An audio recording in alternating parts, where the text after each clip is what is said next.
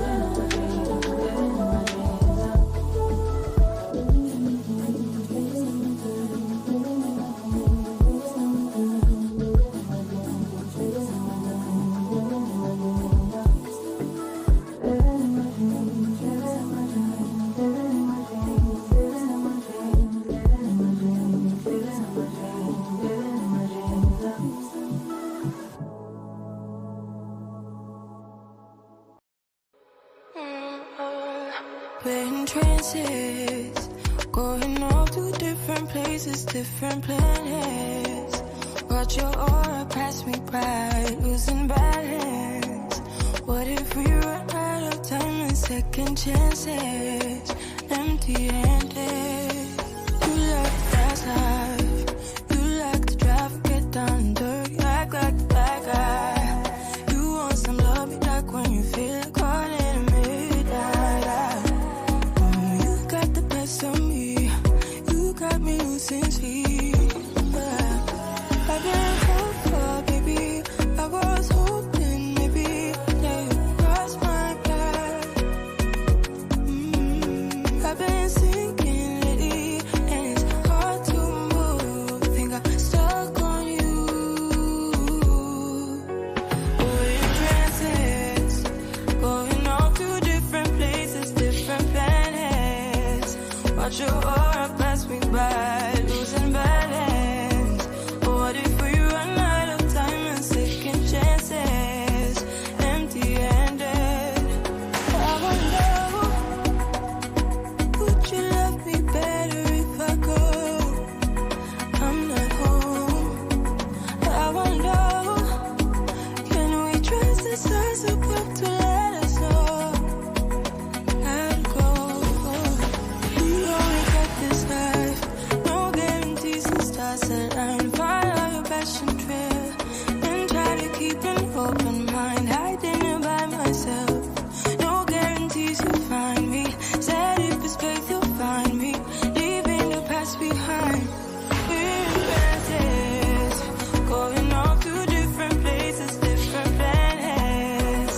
What if all our past be bad and balance? What if we run out of time and second chances?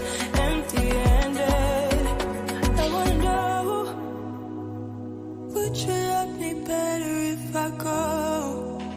I'm not home. I wanna know, can we trust the stars above to let us know how to go? Whoa.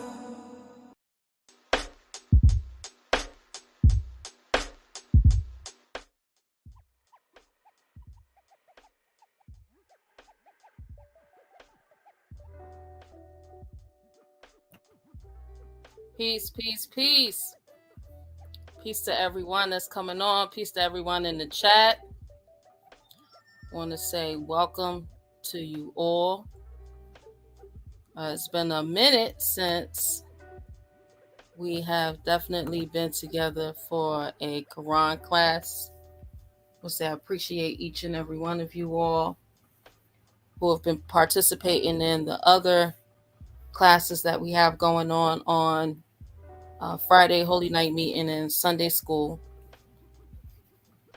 All right, we're going to get right into it. I always want to give praise and honors to the great universal God Allah, Islam, honors to His holy and divine prophet, Nawajir Ali, honors to my parents, and honors to my husband, Brother Richard Neal Bay.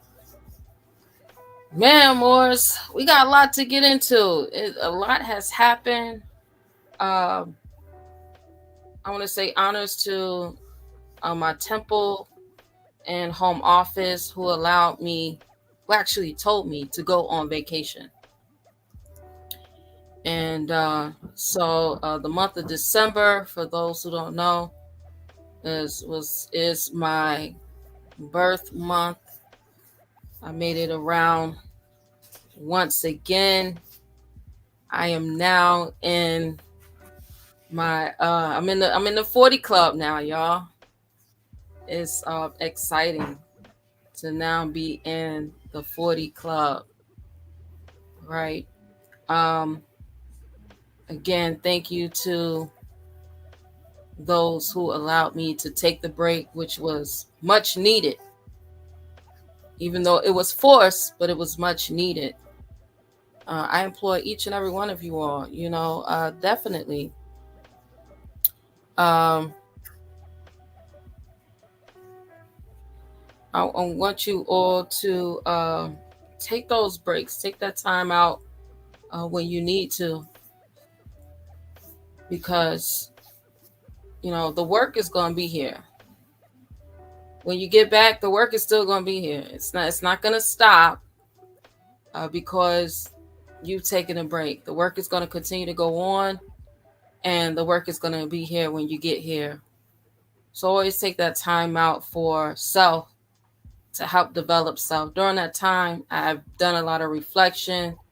I had so many lessons that I have put together during that time. I want to say shout out to everyone in the chat. Let's see, we got shout out to of course Arnil Bay, His Majesty the Magnificent Ill, Shah DJ Sean Dog Hall. All right, shout out to Asar Ill. All right, we're gonna get right into our lesson for this evening. All right, so we're gonna talk about stopping the cap, because America truly is old Mauretania. All right, America is true old Mauretania. All right, so a lot of times you'll hear a lot of people who are just stuck. And sometimes we get into our knowledge, wisdom, and understanding of history and what it was that our ancient ancestors were doing, that we get stuck in a time period. So currently right now, for the most of us, we are stuck between this so-called African transatlantic slave trade, right? So that would be what is purported to be this 1619 project up until 1865, right? That's the consensus. Then you have those who have a little bit more knowledge, wisdom, and understanding will say, well, it's from the 1619 to 1808, when so-called Africans could not be imported into the United States of America any longer, right? Then you have those who have done more knowledge, wisdom, and understanding, and will say, well, there was no transatlantic slave trade at all. That whole thing was cap. And in that, you get a lot of backlash, a lot of hate, a lot of vitriol for Moors. You get a lot of vitriol for Moors. And when you ask, well, what have Moors done to you? Like, can you explain what has a Moorish American actually done to you personally? What has a Moor done to your ancestors? Like, do you have any proof that a Moor did anything to you, your family, your loved ones, or to your ancestors? And 9 times out of 10 is no. So if Moors haven't done anything to you, but you just hate them, and that's no different from so-called African Americans or those who take on the badge of being black, that's no different from them telling you that you aren't who you say you are, who your ancestors said you were, right? And then we have those with a little bit more knowledge, wisdom, and understanding that can go into and show and prove that America is the true old world, right? So we're going to definitely get into America being the true old world. And I want to go into our Holy Quran of the Moorish Science Temple of America, divinely prepared by the noble prophet Jurali by the guidance of his father God Allah, the great God of the universe, to redeem man from his sinful and fallen stage of humanity back to the highest plane of life with his father God Allah, right? And I want to go down to chapter 45. I want to go down to chapter 45.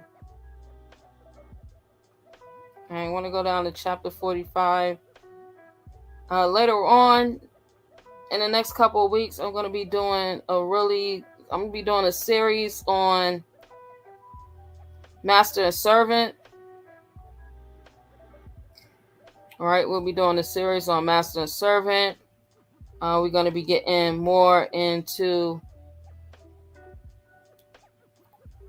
our Holy Quran and really breaking down these chapters and in these verses, because it's so much in here that it literally takes a lifetime, a full lifetime, to be able to understand.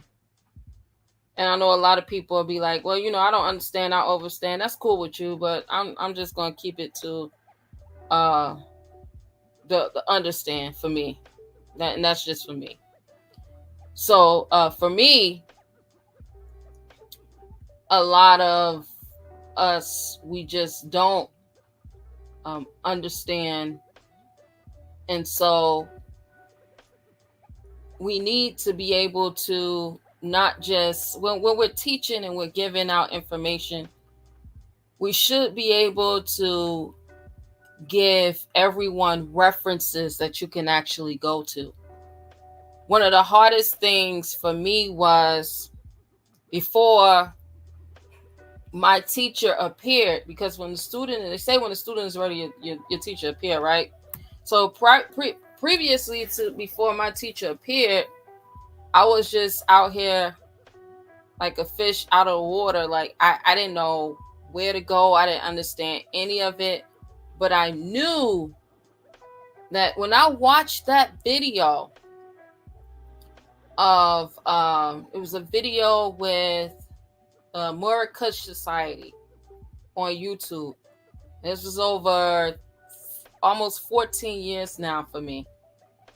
And it was said they was banging on the judge. Moors banging on the judge.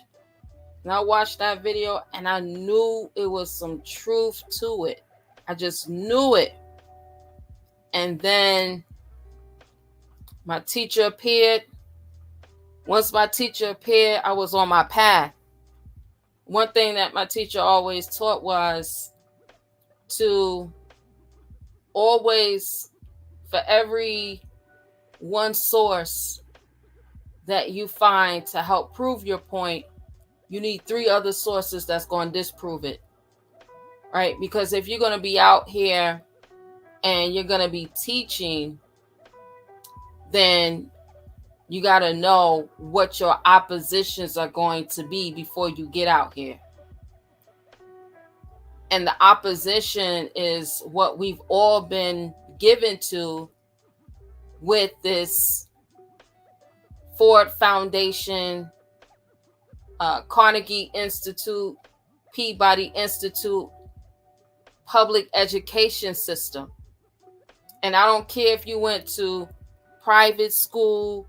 I don't care if you went to Montessori school. I don't care if you went to Catholic school. Whatever school you went to, you still got some form of the programming, right? Especially if you was in school after the civil rights movement. If you was growing up and you started going to school in the 70s, the 80s, by the 90s, it was a wrap.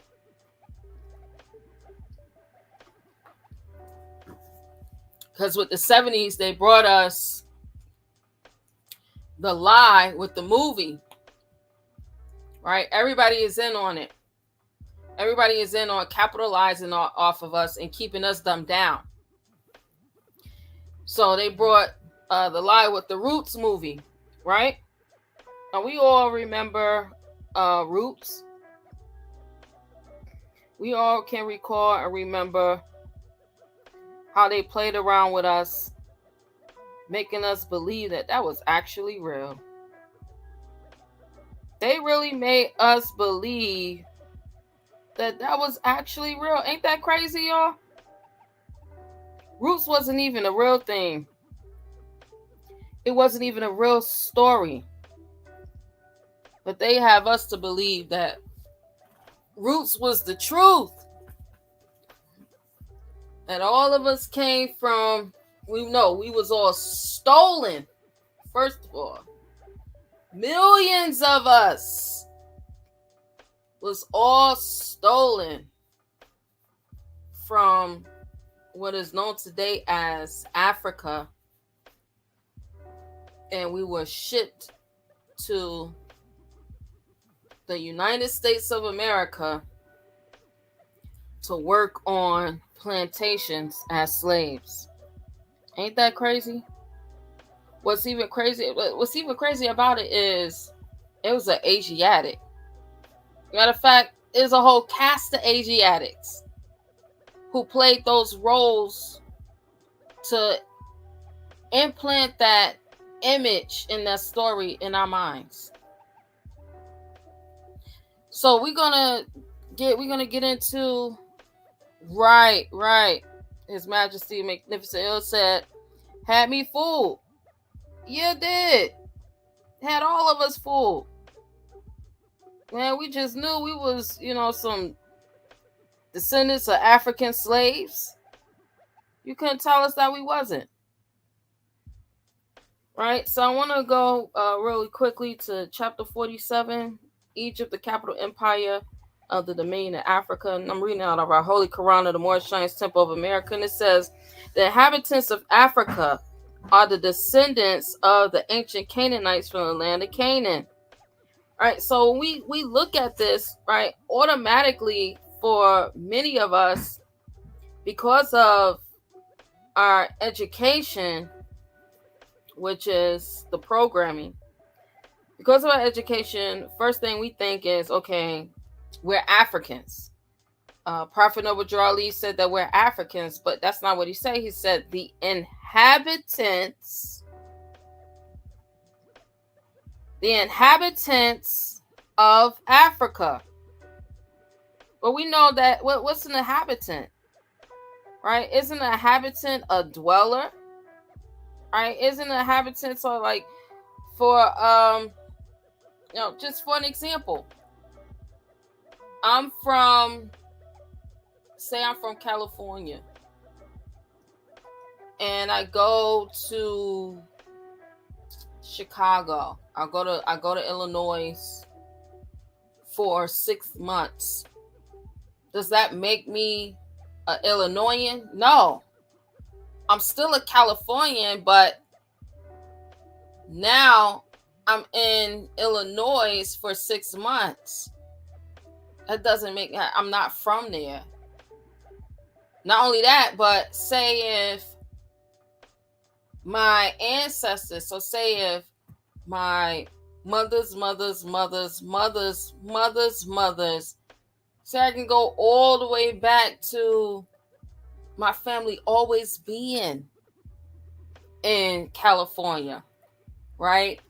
Like, there was never a time that you don't see me coming from anywhere else but that California region, or long time ago was old Mexico, right? Or ancient Mauretania, right? So if I'm able to trace myself back all the way back, and I don't ever see a time where I wasn't there, then I'm only a dweller. I'm dwelling in Illinois. I'm not from Illinois. I'm dwelling in Illinois. Islam. So an inhabitant being a dweller, you being there temporarily, right? You're not actually being from that land.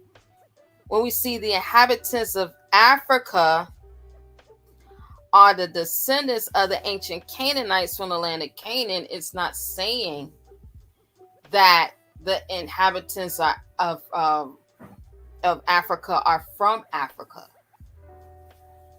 All right.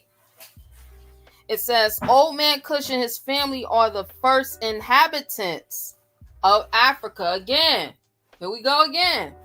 Old Man Cush and his family are the first inhabitants. These are the first dwellers. Islam, who came from the land of Canaan. His father Ham and his family were second. Then came the word Ethiopia. Y'all, we gotta stop allowing people to just get this off. A lot of people continue to get this off because they are suffering from the same thing all of us are suffering from. And that is the public programming school. We all suffering from it.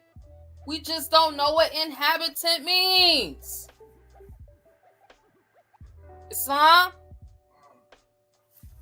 So it says, which means the demarcation line of the dominion of Amexem. The first and true name of Africa. So the first and true name, so if that's the first name and the true name, did the name actually change? Or did or were their political jurisdictions created, and we just forgot about amexem. We stopped using amexem. Man, look. Y'all, we gotta stop playing with this thing. We stopped using amexem, and we put amexem down and picked up Africa. But again, that's because of the programming. Islam says the dividing of the land between the father and the son, the dominion of Kush, northeast and southeast Africa. The dominion of Kush is Kush, Ethiopia. It's another name for it. Another name for it literally says, then came the word Ethiopia. Are we that slow? Come on, y'all. You know how many older maps where literally the name of what is called the continent of Africa today, the name of it is Ethiopia. The whole landmass called Ethiopia. Like, are we that slow, y'all? How is it that you got so-called teachers that's been in the Moorish paradigm for 30, 40, 50, 60 years now, and they've been teaching us that we're from Africa? But their grandmama didn't tell them that they was from Africa. Most of them, because most of them ain't Africa. What? That wasn't even a thing. Do you understand that Africa wasn't even a thing until 1960? Oh, man. Somebody about to get mad. Somebody is about to get mad. Wasn't even a thing until 1960. And I know, like, a lot of y'all be like, man, you know, she's so hung up on the word Africa. I'm not hung up on the word Africa. I just know that that is a word fallacy. That is a misnomer. I know that that is not a true place. Islam,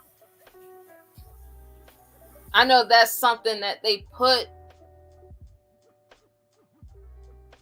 in the books to try to make it look like we are from somewhere that we are not, on purpose. Because before it was Africa, it was before it was Ethiopia. Remember, it was amexem. That's the true and divine name. And then came the word Ethiopia. We got so much proof of that landmass being called Ethiopia, it's not even funny.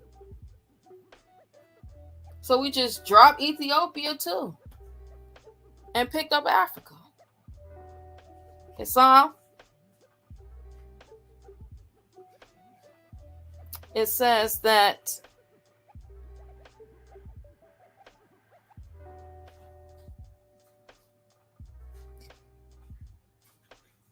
the dominion of Kush, northeast and southeast Africa, and northwest and southwest, was the father's dominion of Africa. In later years, many of their brethren from Asia and the Holy Lands joined them. The Moabites from the land of Moab, who received permission from the pharaohs of Egypt to settle and inhabit northwest Africa, they were the founders and are the true possessors of the present Moroccan Empire. Yo, I was just in a debate with somebody a couple weeks ago on YouTube because they said that Prophet Noah Jirali said that we were Africans and that we received permission from the pharaohs to settle southern Africa, right? And so my husband was like, "I give you $50 if you can show and prove that in the Quran." And of course, he couldn't show and prove it in the Quran because he had it mixed up, right? So even if you are, because it's always going to be somebody trying to tell you about your divine instructions from the Holy Prophet as if they study, like as if they actually studied this, not to debate you on talking points, but they actually study this with a full understanding of where these places are actually in ancient times and in today. Islam,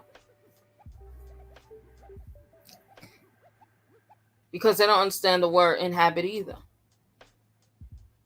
So here it is. He says that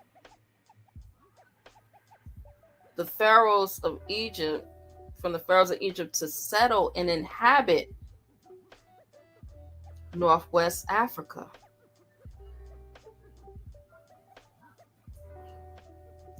The Moabites from the land of Moab, who received permission from the pharaohs of Egypt, the pharaohs of Egypt to settle and inhabit Northwest Africa. Now we gotta find out, where's Egypt? Where is Egypt?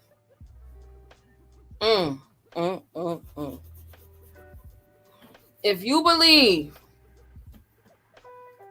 that Egypt is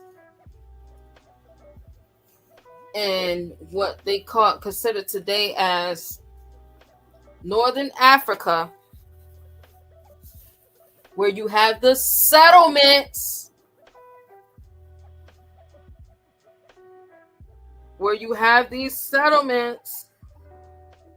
say it again, where you have these settlements known as Morocco, Tripoli, Egypt, then you are sadly mistaken.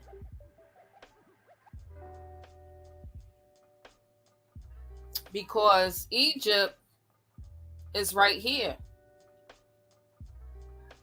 Now, sometimes you might hear it's called Egypt of the West. No, this is Egypt, period. Not no Egypt of the West. We have far more than anywhere else in the world.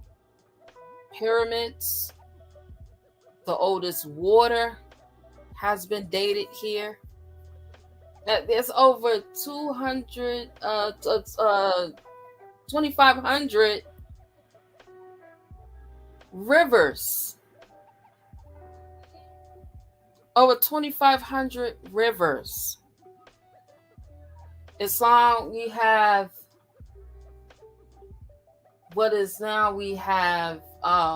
the oldest forest, right? We have the oldest human remains here. And so when we're talking about a more ancient civilization, the more ancient civilization is here in America, whether it be north, central, or south, it's here in America. And we've been taught purposely that it was discovered in 1492, but then we have maps of America prior to 1492. How are you gonna have a map before 1492. But now you telling me now that it wasn't discovered until 1492? Not only do we have maps, but we also have actual accounts going to show you historical markers. Historical markers showing and proving some of the stories of civilizations being here and coming here and trading hundreds of years prior to 1492. Islam, let's get it. So here it is.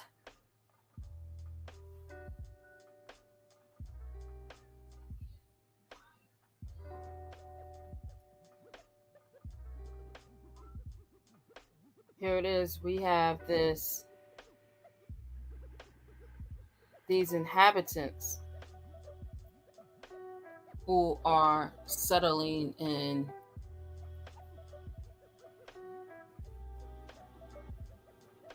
now living in Northwest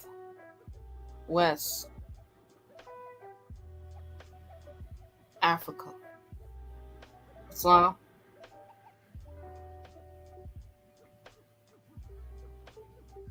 Said the Moabites from the land of Moab who received permission from the pharaohs of Egypt to settle and inhabit Northwest Africa. They were the founders. Listen, they were the founders and are the true possessors. What does it mean to possess? What does it mean to have possession of something? First, you found it someplace, and then you are the true possessor of a place. Islam says they were the founders and are the true possessors of the present Moroccan Empire, with their Canaanite, Hittite, and Amorite brethren who sojourned from the land of Canaan, seeking new homes. Seeking new homes. Their dominion and inhabitation. So now they have dominion, right? Because they're the true possessors. And they also are inhabiting.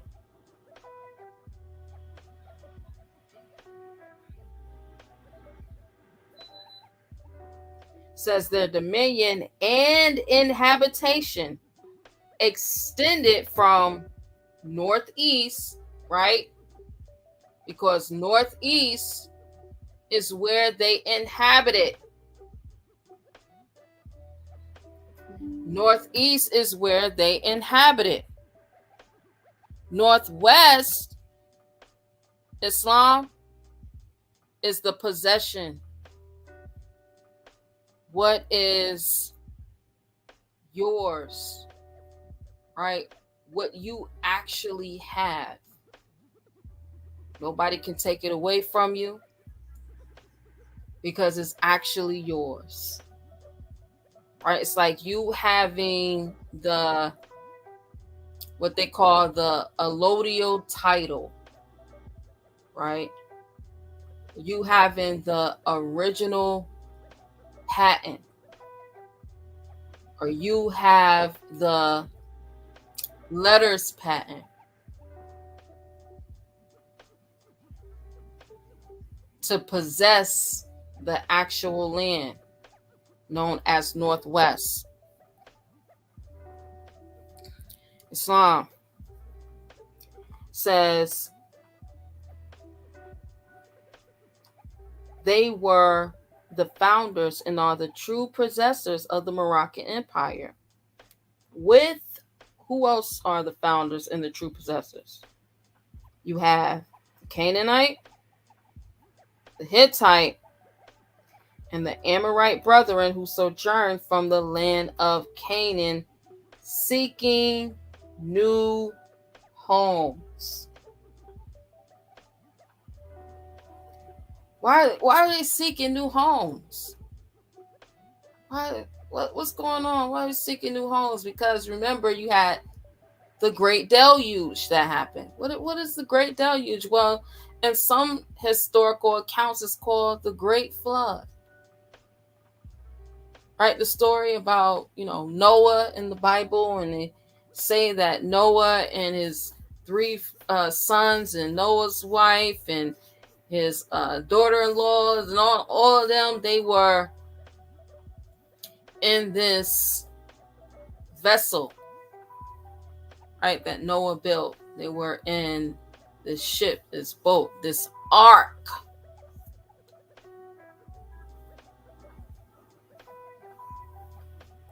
So that they were protected from the Great Flood or the Great Deluge. Right? And remember, the ship was made out of, or the ark was made out of gopher wood. And the only place you're going to find gopher wood is in Florida. Again, the only place you're going to find it is in Florida. Islam? So it says that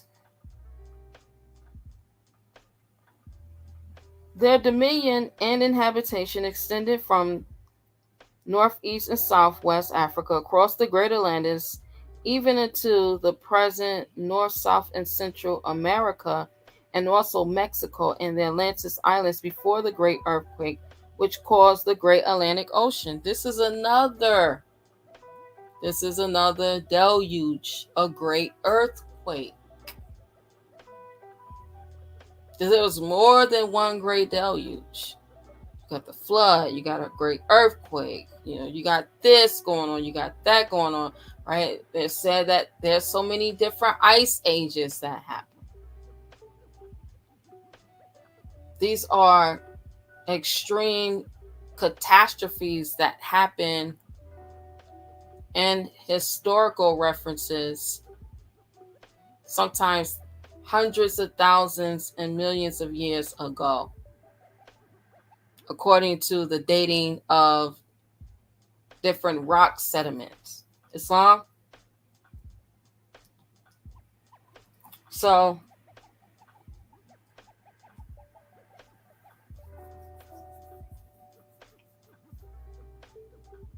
let's get into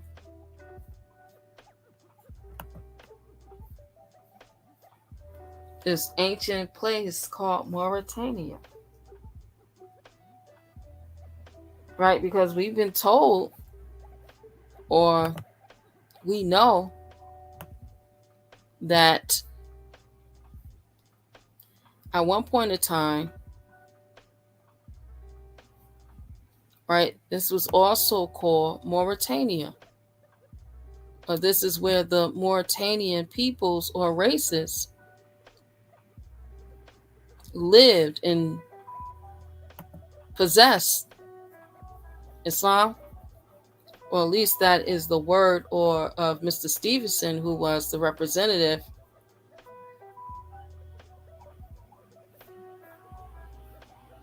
I want to share my screen so everybody can see this.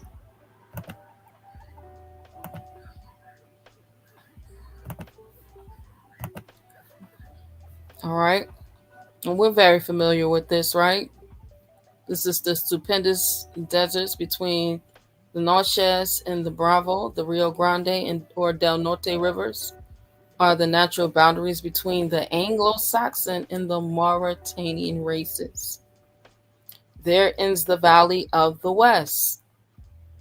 There Mexico begins. Thence beyond the Bravo begin the Moorish people and their Indian associates to whom Mexico properly belongs. who should not cross that vast desert if they could, as on our side we too ought to stop there, because interminable conflicts must ensue from either our going south or their coming north of that gigantic boundary. So the Moorish people and their Indian associates, who are the Mauretanian races, again, who are the Mauretanian races, are the true possessors. Islam. So remember, we went over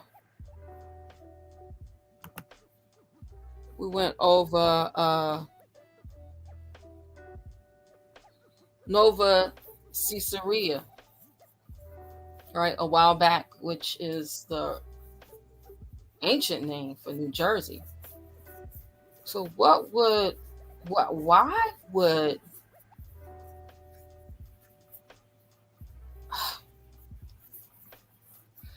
and what's so crazy about this is we're looking like, well, hold on. The name, we've been taught that the name Caesar was, Greek, right? They told us Caesar is Greek, Caesar is Greek, Caesar is Greek.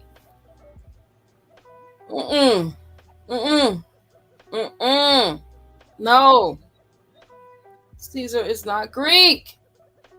That's another lie. Right, when we get into the name Nova Caesarea, right, then we find out the origin. Find out, well, if New Jersey is named after Caesar, now remember, it was Prophet Jesus who said, "Give unto Caesar what is Caesar's." Give unto Caesar what is Caesar's. For a long time, we've been taught, that's the Roman Empire. And, the Roman Empire, and even today, when you talk to Moors will tell you real quick in a hurry, we got the Roman soldiers is coming to get us. The Roman soldiers. But the whole time, it's all about the Greek life. Just about everything that we do deals with Greek life living. I'm going to say it again. Just about everything we do, think about it, deals with Greek life living. And we're going to find out why. We're going to find out why today. Shout out to everybody that's coming in. All right, shout out to everybody that's coming in. We have, let's see who came in.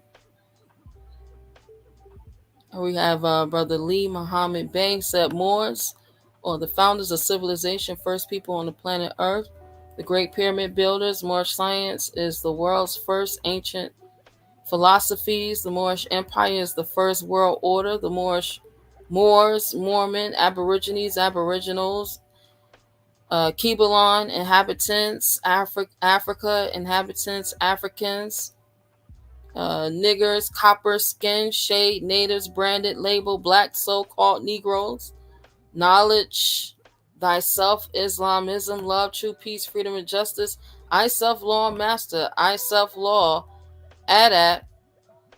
Let me see, I'm going to read the rest of it.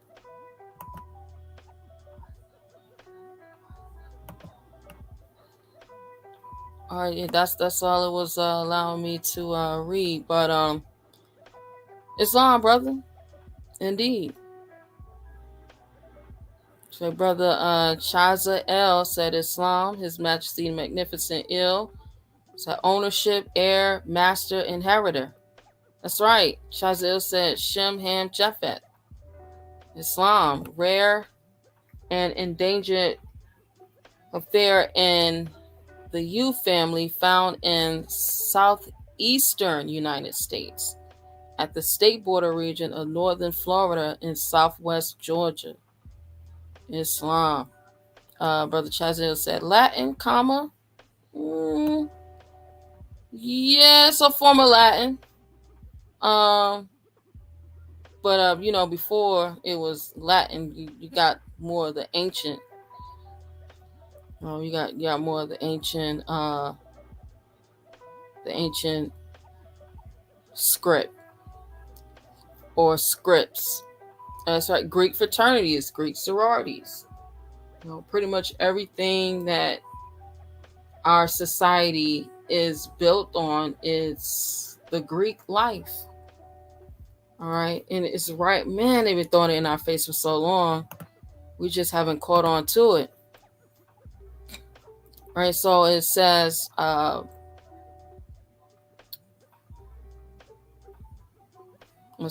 says, but why was it also called Nova Caesarea? The name of Alza, Jersey has been thought by some to be derived from the name of a settlement during the height of the Roman Empire, Caesarea. The way we pronounce Caesarea in English today is Caesarea. Doesn't sound like a great deal like the way we pronounce Jersey today to the non-linguists, right? I want to go down some more where it says many places were named in honor of Caesar at the height of the Roman Empire, but whether the Isle of Jersey was actually named Caesar during the Roman Empire is not certain. There is some evidence of a Roman presence on the island, but no evidence of significant archaeological finds that would indicate a major settlement that might have been called Caesarea. All right. So, I've been studying New Jersey for the past couple of months because my maternal side is from New Jersey. And so that's why I've been really heavy on New Jersey. So we have Caesarea and Mauretania. Caesarea and Mauretania. Now, didn't Mr. Stevens, the representative for Texas, for Georgia, already tell us? Then he already tell us that this was Mauretania, right? And that this land belonged to the Moorish peoples and their Indian associates. Didn't he already tell us that? It says Caesarea and Mauretania was a Roman colony and Roman where? In Roman Berber, North Africa.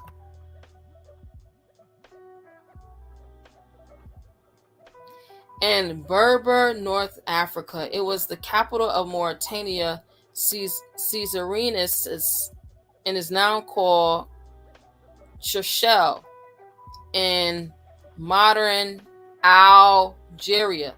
Now we know that when we see the AL, right, we know that is Arabic or the Arabia, right? We also see it in the Spanish and the Latin, right? Sometimes we also see it in Algonquian, right?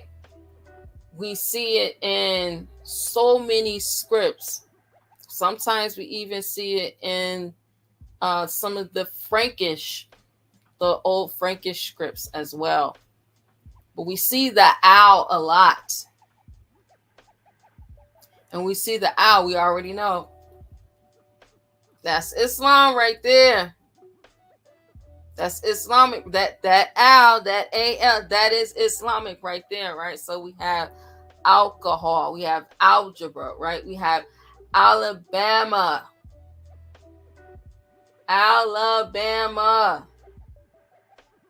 right? We have like this at Algeria. Right, later on in the next couple weeks, we're gonna be going in on Algeria and showing and proving where the true Algeria is. Islam, let's get it. It said Roman Berber North Africa. Like, well, now we remember this map right here, right? We all remember this map that showed the distribution of the barbarous tribes east of the Mississippi. What? 1491. And how is it that we have these maps that predate 1492? Right? And the barbarous tribes. Well, the barbarous tribes. Seminoles.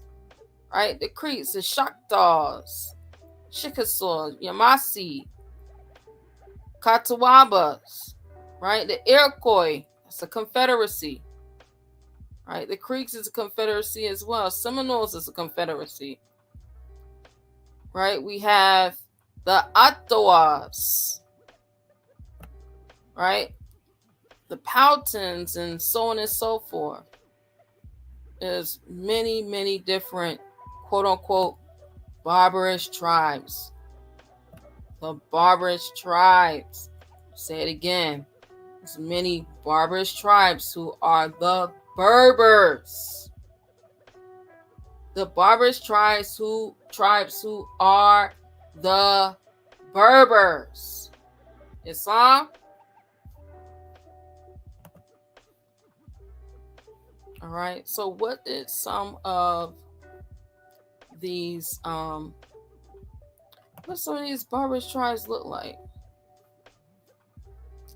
What some of these people look like?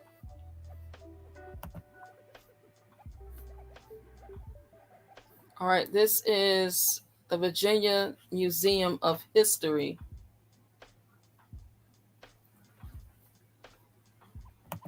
The Virginia Museum of History and Culture, North America. This is in Richmond. Shout out to our brother,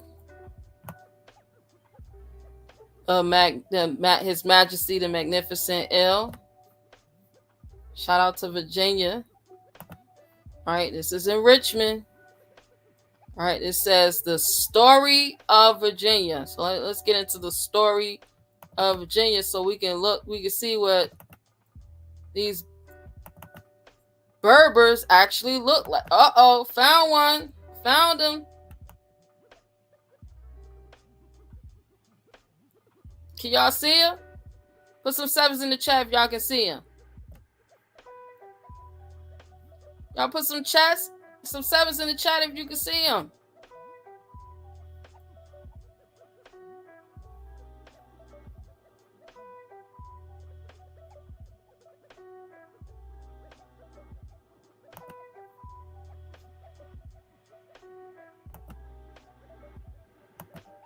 All right, let me know if y'all can see it now.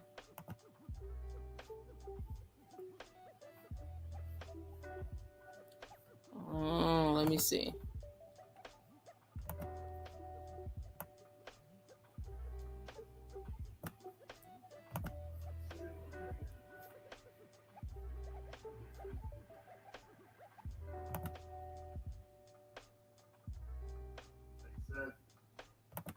Yeah, y'all put some sevens in the chat if y'all can see it. Right, we went over the stupendous Moorish peoples, or the Mauretania races. Right, we went over Nova Caesarea. Right, we went over Caesarea and Mauretania. Right, Berber of North Africa, Roman Berber of North Africa.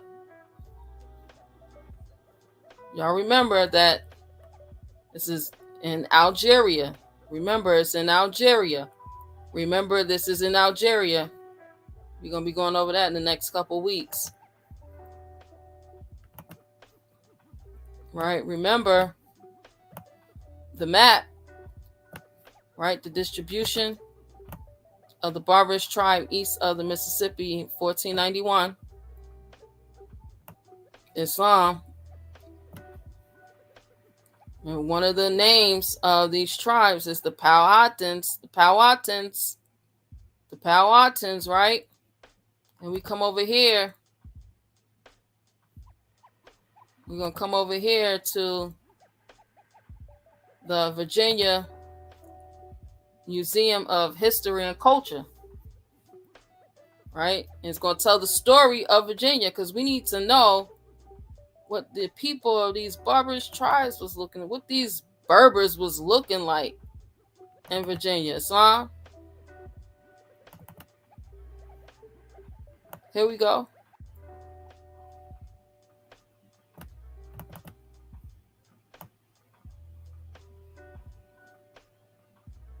Here we go. This is what they was looking like. This is what these Berbers was looking like, y'all. This is what the Powhatans was looking like.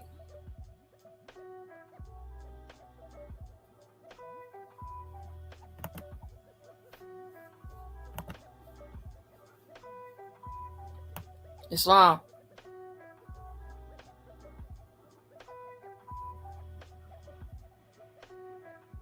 So here it is.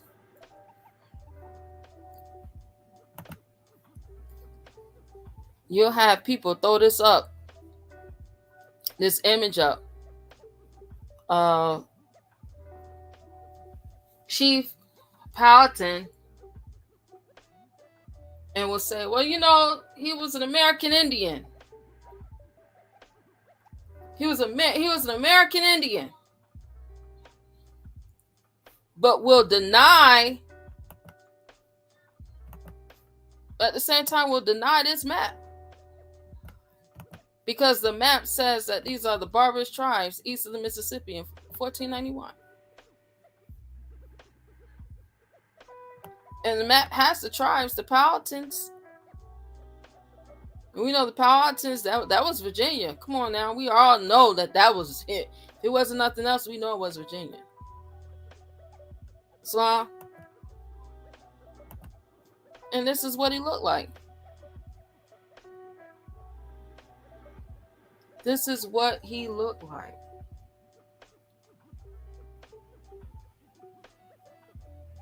Right? It's no different. Check this out, y'all. It's no different than the Moor right here. What's the difference? The Moors and Africans in Greenwald, Dresden. Now, I went into, I went on their website. When you go on their website, it only allows you to go to certain rooms. And when you're doing the virtual tour, it only allows you to go to certain rooms. They didn't took access away. They don't want nobody looking at the, but there's videos.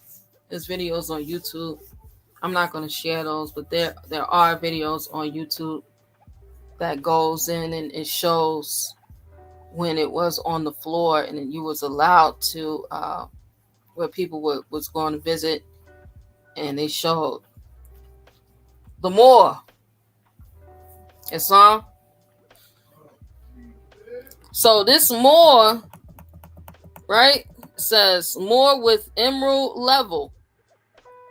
The Moor with emerald level. So what is the difference? And you know how many times people have posted on the internet that this is American Indian? But then when the Moors say, oh, this is a Moor, and we come with actual fact, like the name for this statue is Moor in the museum. In the museum, the name of the statue is Moor. So what is the difference between this Moor and this Moor?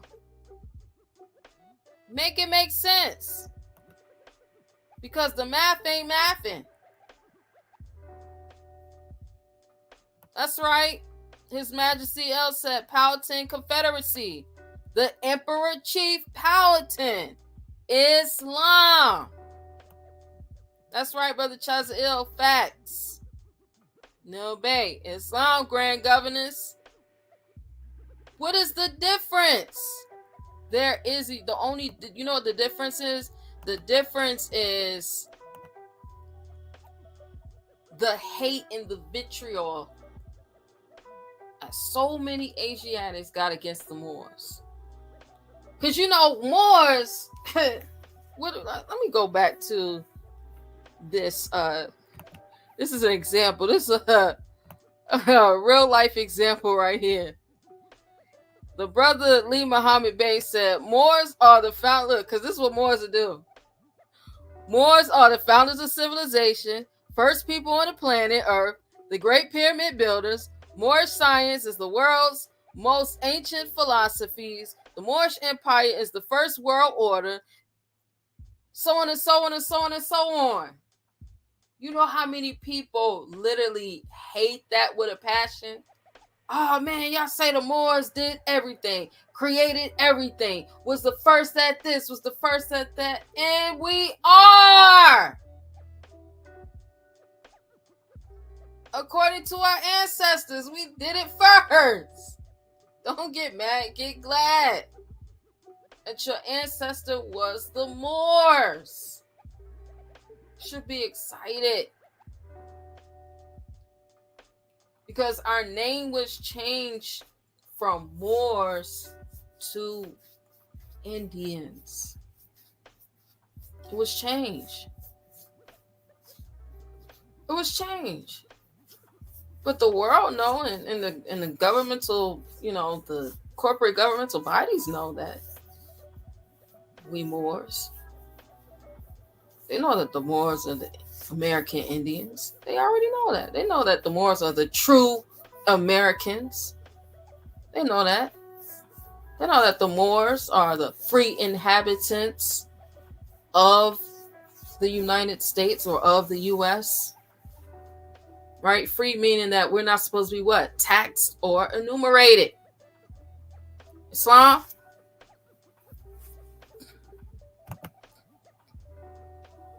That's right, Brother Thyself said we were first everything. We were the first everything. The first that did it. Right? So you got the Moors blamed out. Like, I mean, every time I see this statue, I always think of Kodak Black. Get him black. Get him black. I always think of Kodak Black every time I see this statue. You can't tell me this ain't Kodak Black. Islam?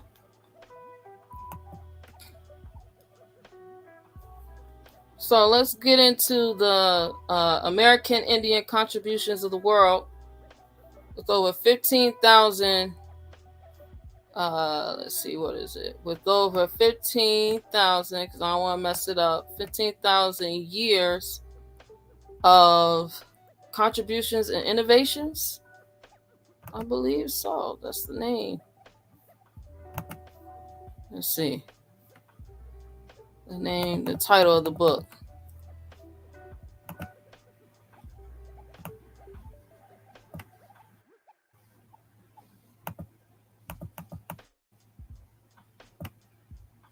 Let's see. Go to the front page of the book. The Encyclopedia of American Indian Contributions to the World. 15,000 years of inventions and innovations. All right.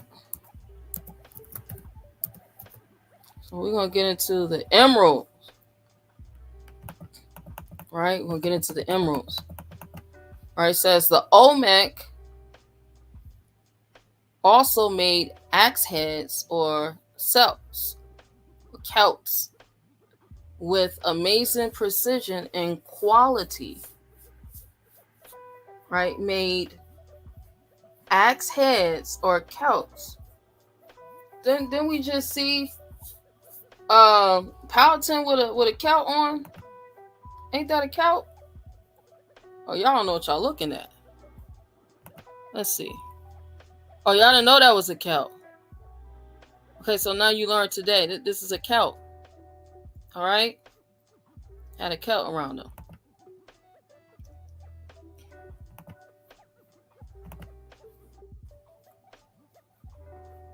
All right, with amazing precision and quality. An axe head found by archaeologists was worked with the design of a footprint along its length. This impression was so well made and polished so precisely that it gave the appearance of modern day grinder having been used on it, because it was modern day. Because the modern day technology ain't nothing but old school technology. The fact that the Olmec were able to practice sophisticated grinding technology is evidenced by their ability to produce surfaces on round concave pieces of hematite with results resembling optical grinding technology of today. It is the same technology of today. Right? It says Olmec jade workers who were familiar with inlaying also made ornaments of local shells inlaid with jade. Of the jade available to them, the Olmec valued the transparent emerald green type most highly, but were only able to acquire small amounts of it. So when we see the Moor right here with the emerald, with the green emeralds, and he had bread. More with the emerald, he had bread. That's why he blinged out.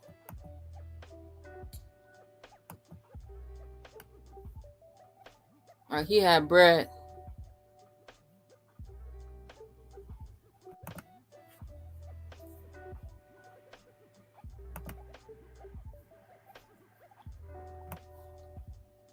All right, here he is again. All right, and this is the graphic sources for the Moor with the emerald cluster. All right, the emerald cluster. I want to go down here.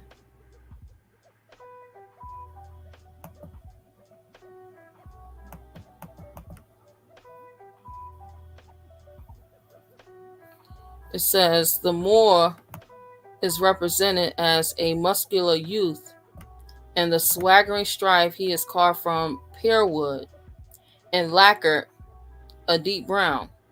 His broadly smiling face. Yeah, I would be smiling too. You think you're not gonna be smiling? You're not gonna be smiling? Come on now. His smiling face with his wide, blunt nose and full lips is clearly meant to be of that of a Negro. Who in the world did they call Negroes other than us? Who was called a Negro other than us? Come on, y'all, wake up. Wake up. Wake up. No one else had the Negro title put on them other than us Moorish Americans, American Indians, Aboriginals, so-called black people, aka African Americans. Islam said clearly meant to be that of a Negro.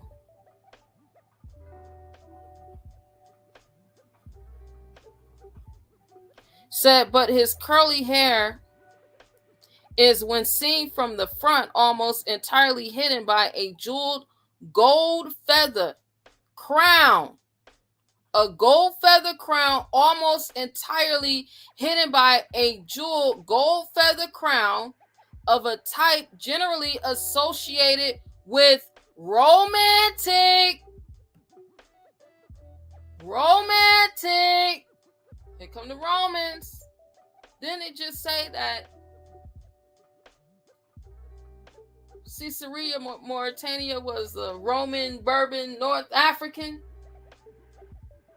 Didn't we just read that, y'all? Says associated with romantic images of who? American Indians. Y'all, come on, y'all. We gotta stop playing. We the same people. We're the same exact people. They continue to play around with our name, and we gotta stop letting other Asiatics pass and make passes.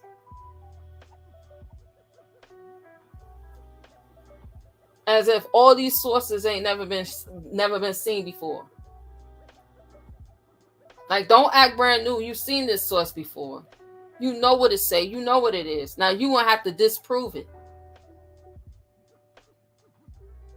You got to start putting them to the fire. Put their feet to the fire. You're going to have to disprove that this statue is not a Moor. And that this statue is not an American Indian. You don't have to prove it. Islam?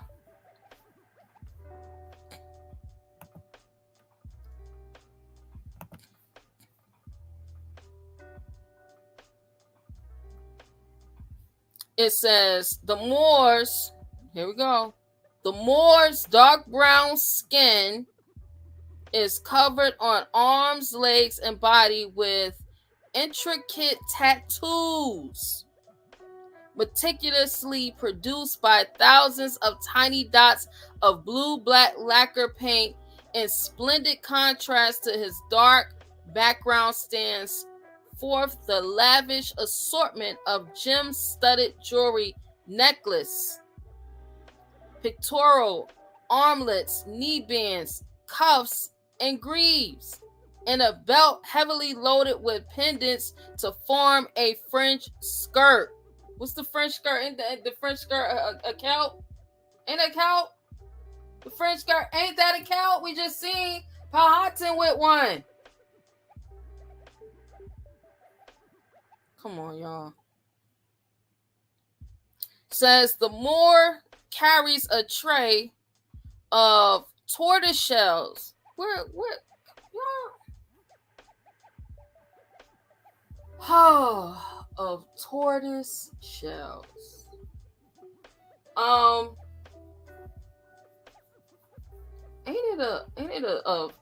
It's a sports team. Ain't it a sports team that's named after a tortoise in Maryland? What's the name of it? What's the name of that sports team?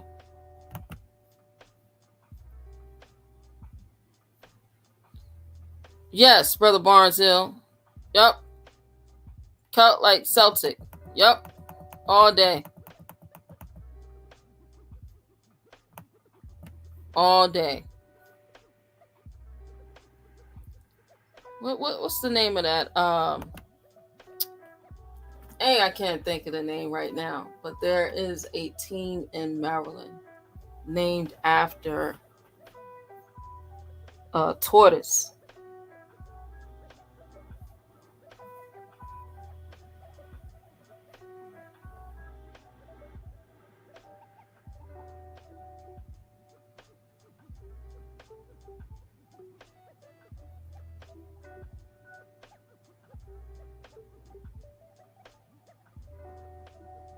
The Terrapins, right? The football team, the Maryland Terrapins. Matter of fact, let's see. Let me pull them up.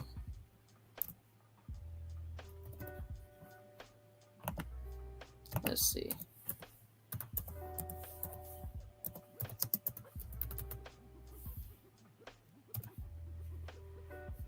The Maryland Terrapins is the basketball team. The University of Maryland. See, y'all, I remember this because I used to live in Maryland.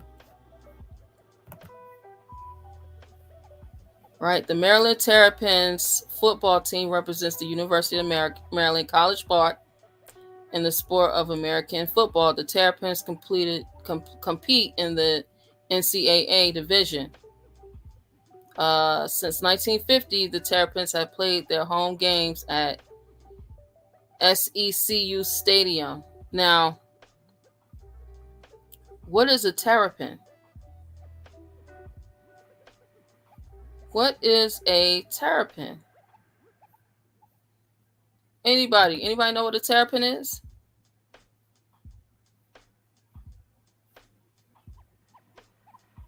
I want to see what the encyclopedia is going to say what a terrapin is.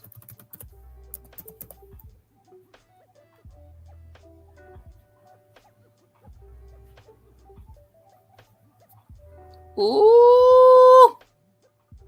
Ooh! Ooh!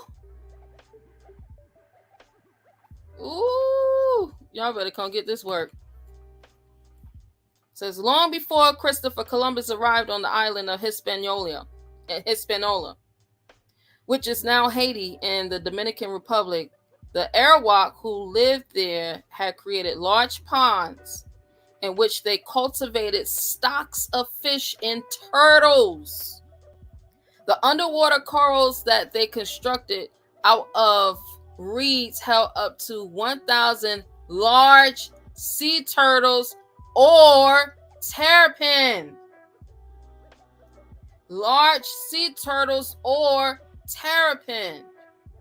This many turtles yielded the same amount of meat as 100 heads of cattle, the animals Europeans relied upon as a meat source. Man, oh man. Y'all gonna stop playing. Let's see what else it says. All right. In the Northeast, Algonquin speakers gave colonists a number of words. So, this is another example, because we've been told that the English language came from Europe, right? You hear it all the time. Brother, sister. They took us, they stole us from our land and brought us to a unfamiliar land and gave us their language and gave us their religion and gave us everything in the wilds of America. And y'all know what it is. Right, y'all know what it is, but look at this. Look at it. Y'all come get some of this. It says in the Northeast, Algonquin speakers gave colonists a number of words.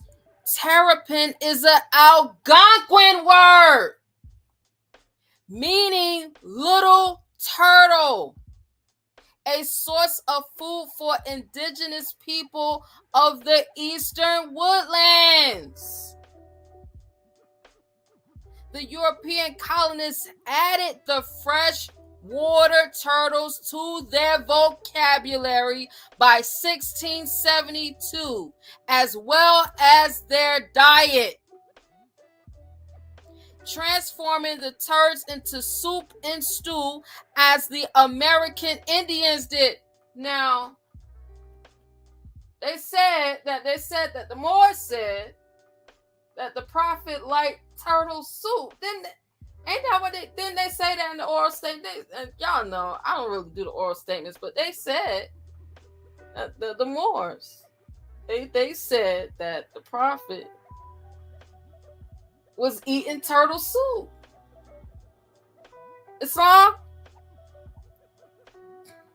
It said the European colonists added the fresh turtles to their vocabulary in their food source in 1672.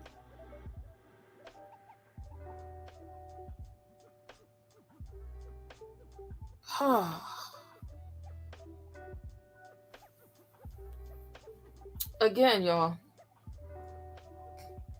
most of these words that they claim to be from Europe was already here. These are ancient words that we have always used.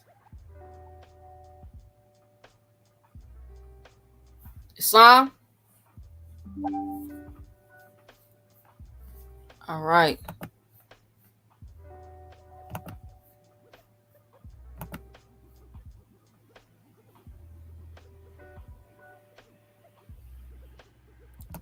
That's right.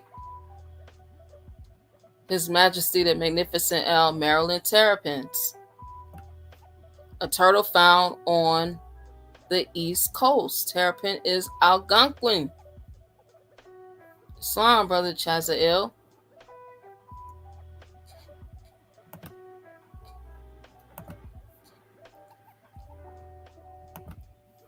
All right, here we go. I had to take a detour. All right, I had to take a detour and they started talking about the Mauretania with these tortoise shells, right? Because I remembered that a tortoise is a turtle, right? Says the Moor carries a tray of tortoise shells containing a matrix of emeralds. Right? This was presented to the Elector Augustus. Augustus, come on, y'all. What? Augustus. Are we that slow? What? Augustus was a what? Wasn't he a Roman emperor? Y'all see how they've been playing in our face this whole time?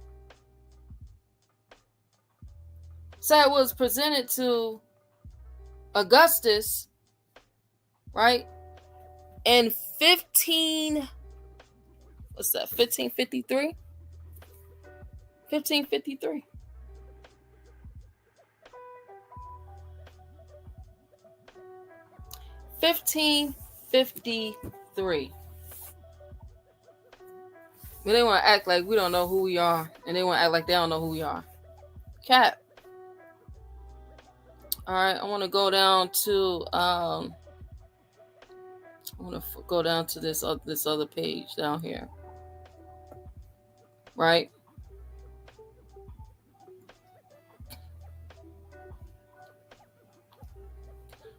Because we see this picture of Montezuma, right? We see this picture of Montezuma. Islam.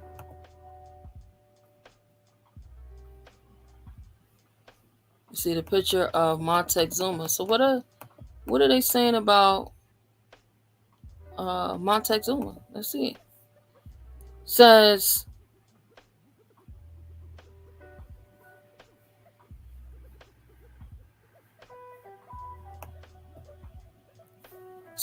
the model for this peculiar headdress must have been in the diadem of the emperors of Mexico at the time of the conquest.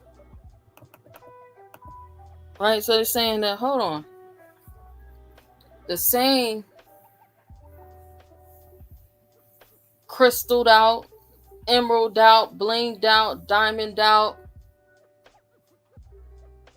feather crown that the Moor is wearing, right, is the same one that Montezuma had, right? It said had been the diadem of the emperors of Mexico at the time of the conquest, usually called Copili or Copali. The diadem's other name, I can't pronounce that. The jewel-encrusted pointed peak offers a fair description of its shape and nature. Right?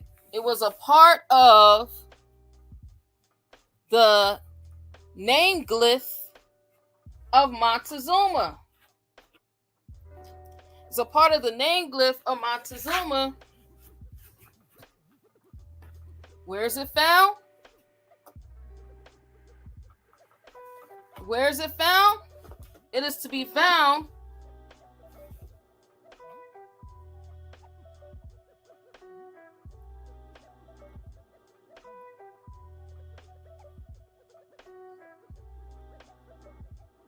is to be found in countless 16th century illustrations. So this is the same 1500s.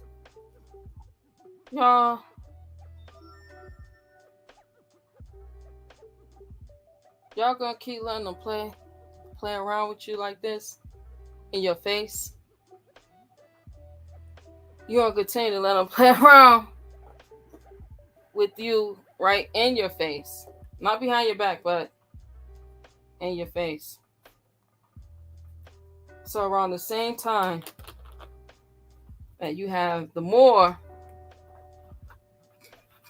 right, American Indian, Powhatan wearing the same exact regalia, right? You got Montezuma wearing it also, right? You got Montezuma also wearing it,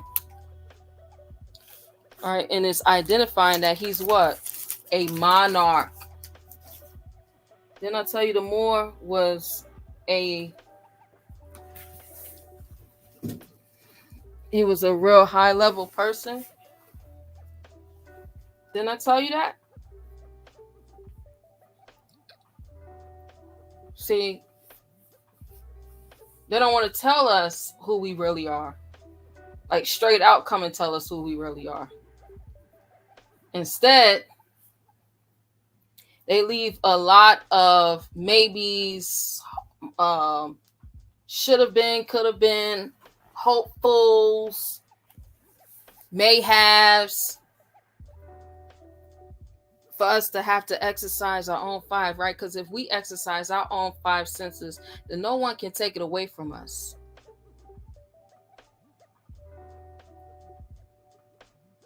Because we're able to explain it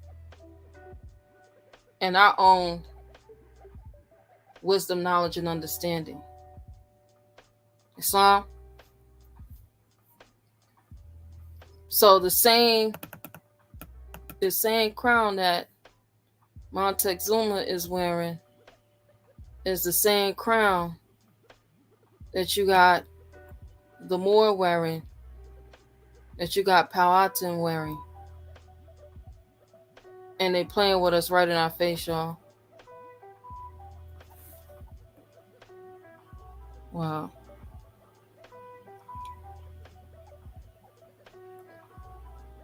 They put it right here for us to see. Islam.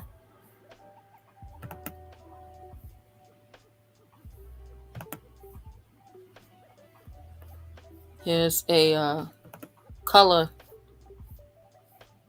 photo of Montezuma. That's right, brother Chazael. Yeah, we got to start doing that. We definitely got to start doing the knowledge to it, because if we don't, then the generations after will always believe in this 1619 project.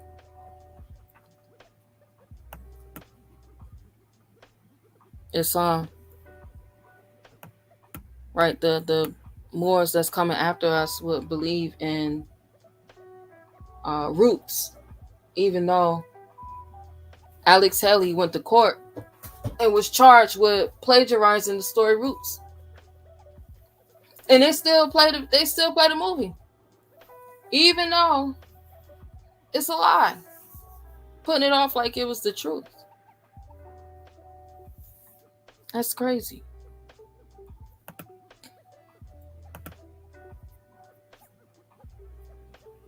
So we so fixated on not being ourselves, right? We don't want to be the barbarous tribes east of the Mississippi, right? We don't want to be the Berber, the Roman Berber Africans, or the Mauretanian races. We don't want to be the Asiatics. We don't want to be the Moors, right? We want to be everything but that, because again, the verse says that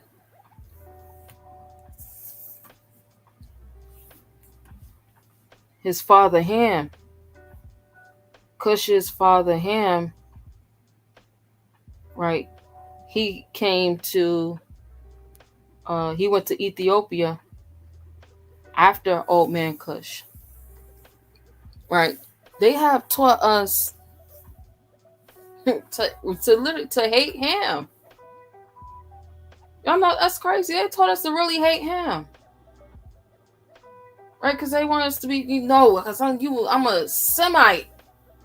I ain't no Hamite. I'm a Semite because Ham is cursed. No. That scripture literally says, "Curse be Canaan." It didn't say anything about Ham being cursed. It said, "Curse be Canaan." Islam.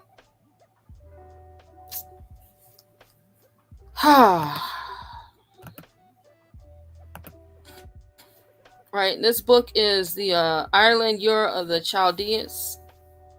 Right, Ham. This is chapter 8. It says the sons of Ham and his descendants in Western Europe. Prophecy against the owls in retrospect of Habakkuk. Right, prophecy against the owls. Right, the Canaanites. The evidence of the children of Noah dwelt together before the division in the time of Peleg. It's sufficient to warrant our looking for traces of this son of Noah in the country of Gomer's posterity. Ham is described as the father of Canaan. Curse be Canaan is what Noah said. Islam. The word Ham, which abounds in the British Isles in the names of localities and families, almost identifies the Isles of the Sea as a portion of Hamath of Isaiah, the city of Hammon, the valley of Hammon-Gog, with which it is mentioned in Ezekiel, was situated in these islands. The word Gog is associated with places in Britain. Hammon-Gog, interpreted through the Welsh, y'all. I got a drop on the Welsh. It's going to blow your mind. It says through the Welsh means literally Northampton. Welsh means Northampton.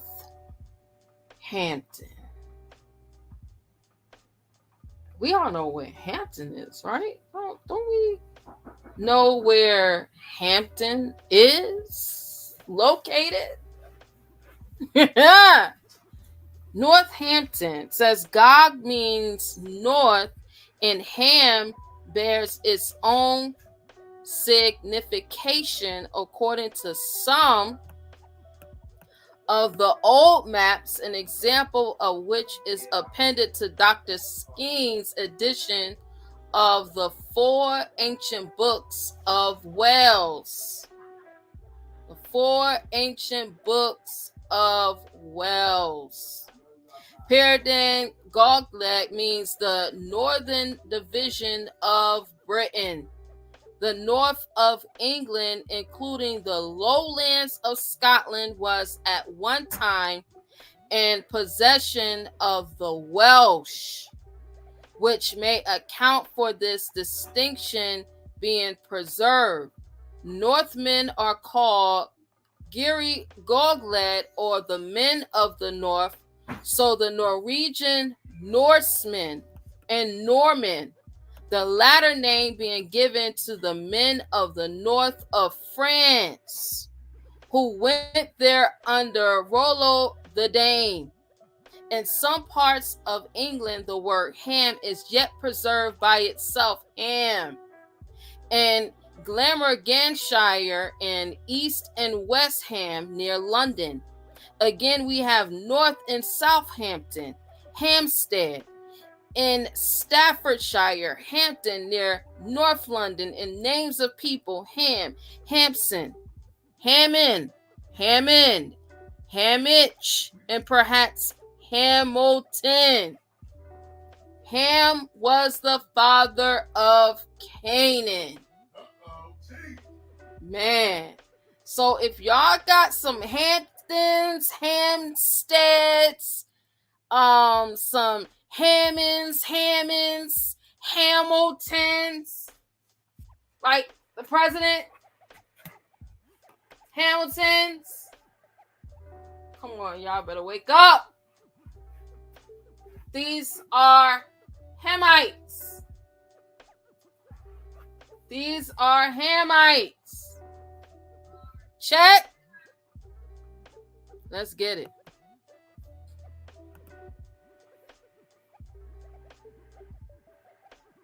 That's right, Virginia.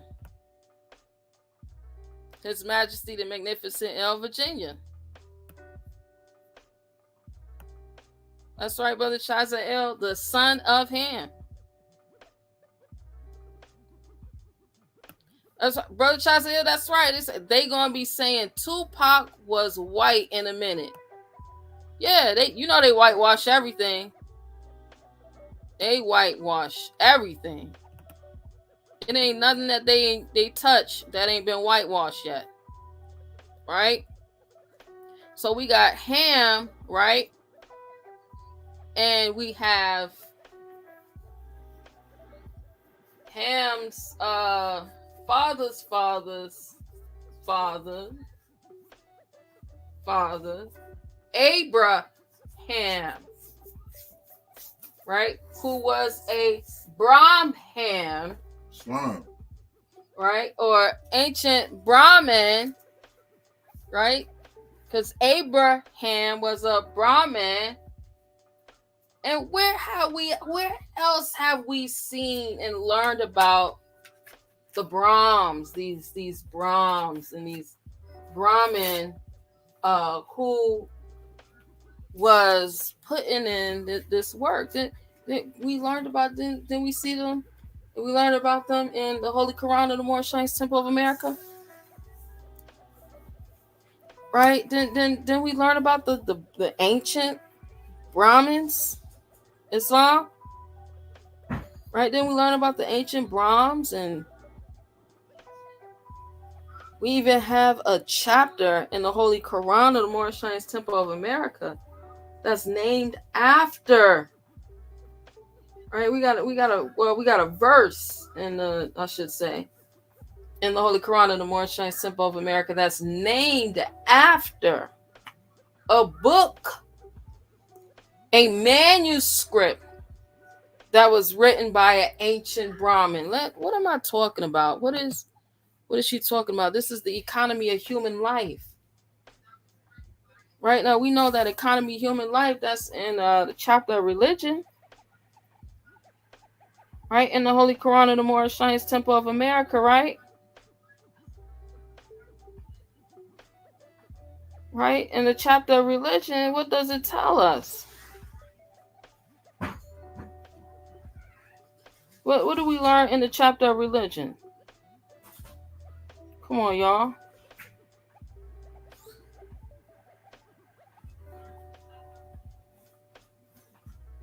What do we learn in the chapter of religion?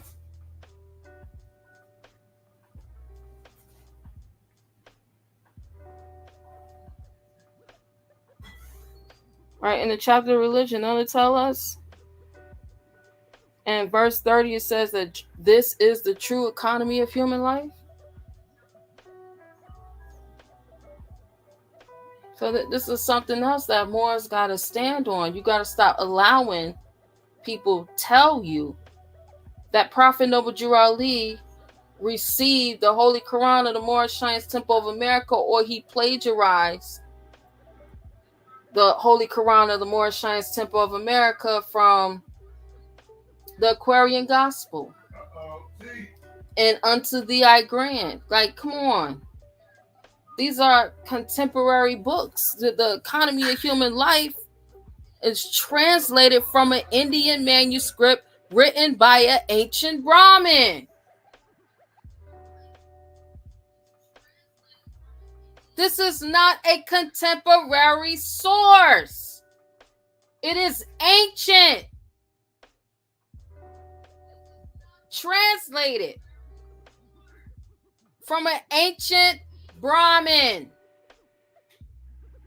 Don't you understand that majority of the chapters in your Holy Quran of the Moorish Temple of America is in this book titled Economy of Human Life?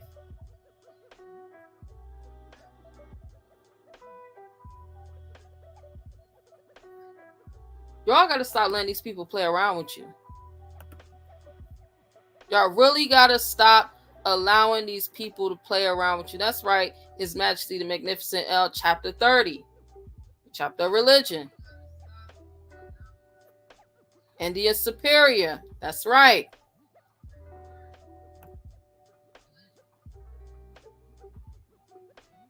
That's right, Brother Chaza Il, Hindu.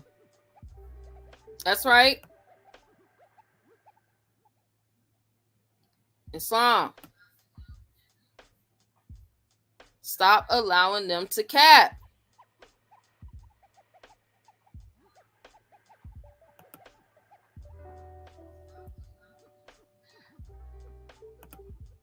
You see, because they've been playing around, and we've been playing around, right? You ask, if you ask more, a lot of Moors today will tell you, no, I ain't no Hamite. We ain't no Hamites. We Semites. We Semites. We from Shem. We ain't no Ham. We ain't from no Ham. We from Shem. I hear it all the time. I see it all the time. We've been literally taught to hate ourselves. Islam? Well, who's one of the most notable, one of the most notable Hamites was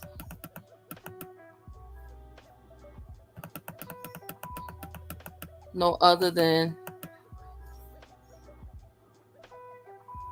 Hammurabi.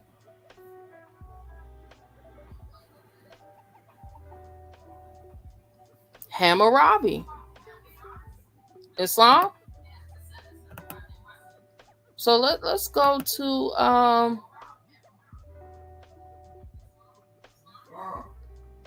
that's one of the most notable Hamites.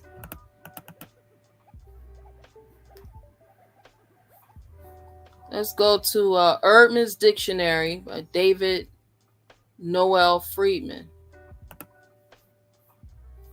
All right. Let's go to, it says, Babylon's earliest history is obscure because of the lack of written sources and the virtual obliteration of the earliest archaeological levels. But during the third period, it was the capital of a province and the seat of a local governor. What is the name for a governor? What is a name for a Moorish governor? Isn't that a bey? Isn't the name for a Moorish governor a bey? Come on, y'all. When are we gonna wake up and stop letting them play with us in our face? It became the preeminent political and cultural center in southern Mesopotamia during the 19th and 18th centuries under the Amorite rulers. The Amorite rulers. Oh, didn't I just read that the Moabites from the land of Moab, who received permission from the pharaohs of Egypt to settle and inhabit northwest Africa, they were the founders and are the true possessors of the present Moroccan Empire with their Canaanite, Hittite, and Amorite brethren who sojourned from the land of Canaan seeking new homes?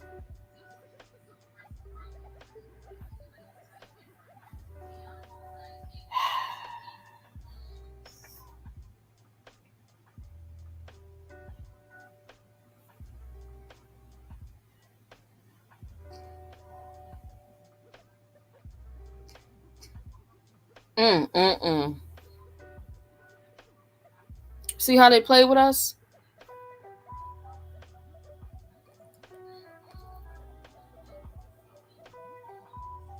Says, under the Amorite rulers of his first dynasty, the most illustrious of whom was who? Hammurabi. I didn't just make it up. I did not just make it up. Hammurabi. 1792 to 1750. During the last quarter of his reign, Hammurabi transformed the city into the center of what guardedly be called an extraterritorial state, which controlled most of southern Mesopotamia, Akkad in the north, and Sumer in the south, and however briefly, territory in the middle Euphrates region, Mari in Assyria. The kings of Hammurabi's dynasty lavished extensive resources on fortifying and beautifying the city, and its cultural and religious preeminence waxed thereafter. Babylon remained the psychological, if not always, the actual center of political and religious life in southern Mesopotamia. Babylon's extraterritorial influence under the first dynasty was short-lived. All right, so I want to go down and read some more about Hammurabi.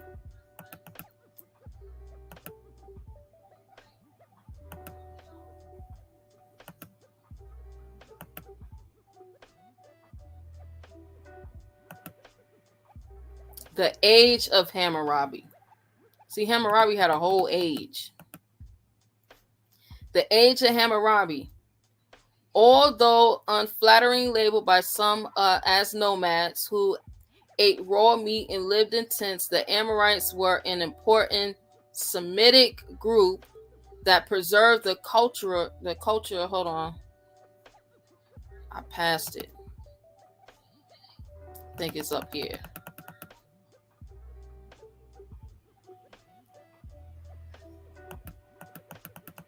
It is up here.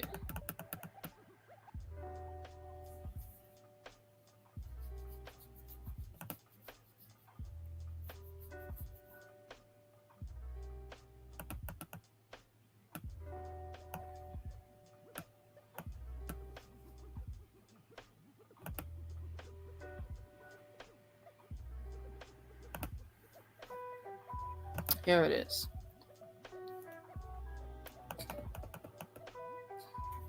So it says the second phase of Amorite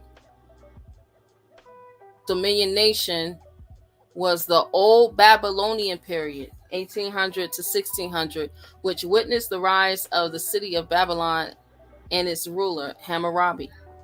Over a period of 30 years, Hammurabi very carefully and deliberately played one Amorite king against another, ferreting out weakness in his adversaries. With consummate skills, he conquered Assur and Mari, and by 1763 reduced Isin and Larsa to submission. By 1760, the whole of Mesopotamia was effectively united under the dynamic leadership of one man, and the military, culture, legal, and administrative achievements associated with his reign justified the designation of the last 2 centuries of Amorite civilization as the Age of Hammurabi. Without question, one of the most important events of Hammurabi's reign was the promulgation of lengthy written code of laws. What's the one thing they always say that Moors know? What is the one thing that people always say Moors know? They say Moors know what?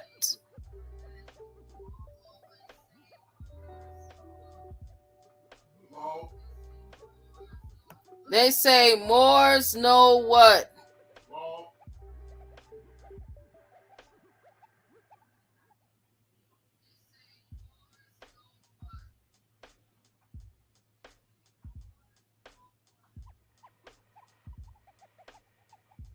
Y'all put in the chat. There we go. Law.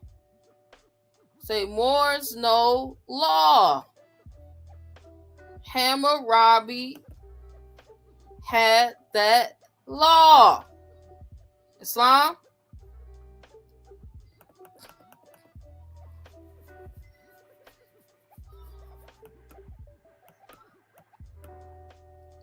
He had that law.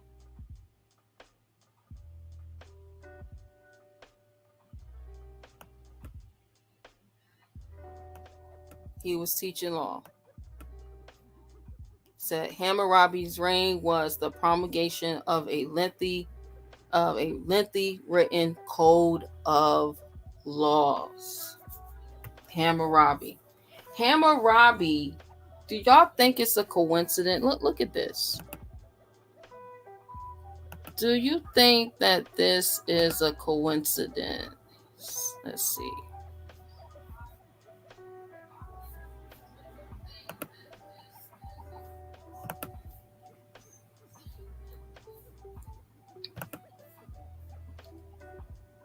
Why would Hammurabi's portrait be located in the capital, the United States of American capital? Why would Hammurabi, why would he be in the House chamber?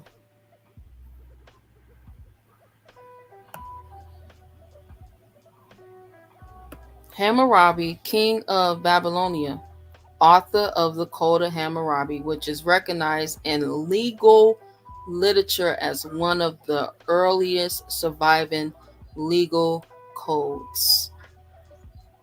The 23 marble relief portraits over the gallery doors of the House chambers in the U.S. Capitol depict historical figures noted for their work in establishing the principles that underlie American law. Are we slow? Are we slow? Are we, y'all? This is,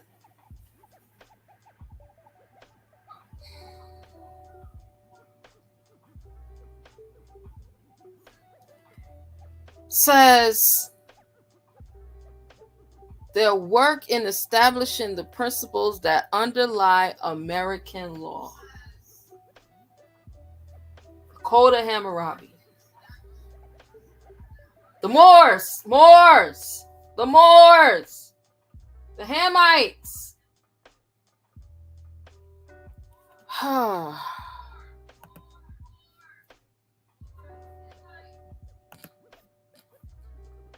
This is the book, A History of Babylon, right? By Leonard King. And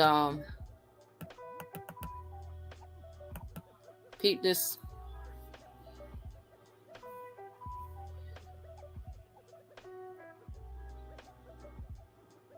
This is Merodach or Merodach Baladan II, king of Babylon, making a grant of land to Bel-Ak-E Eber, governor of Babylon, the Bay of Babylon. The Bay of Babylon.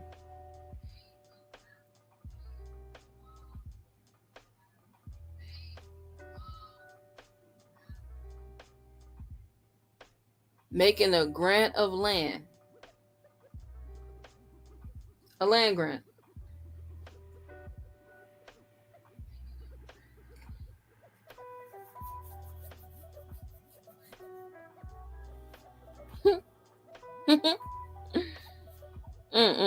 Can't make this up. You cannot make any of this up. No matter how much you try, you can't make this up.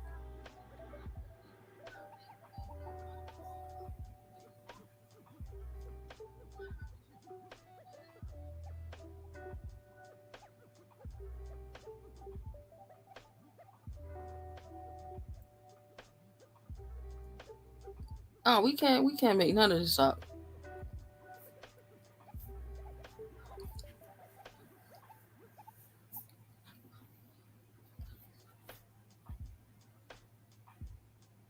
So we know one of the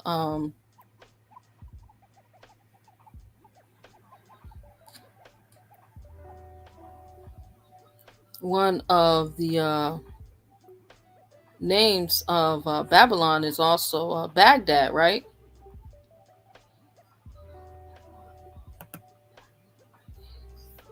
It's also Baghdad. But what is one of the original names of Baghdad? One of the original names of Baghdad is Medina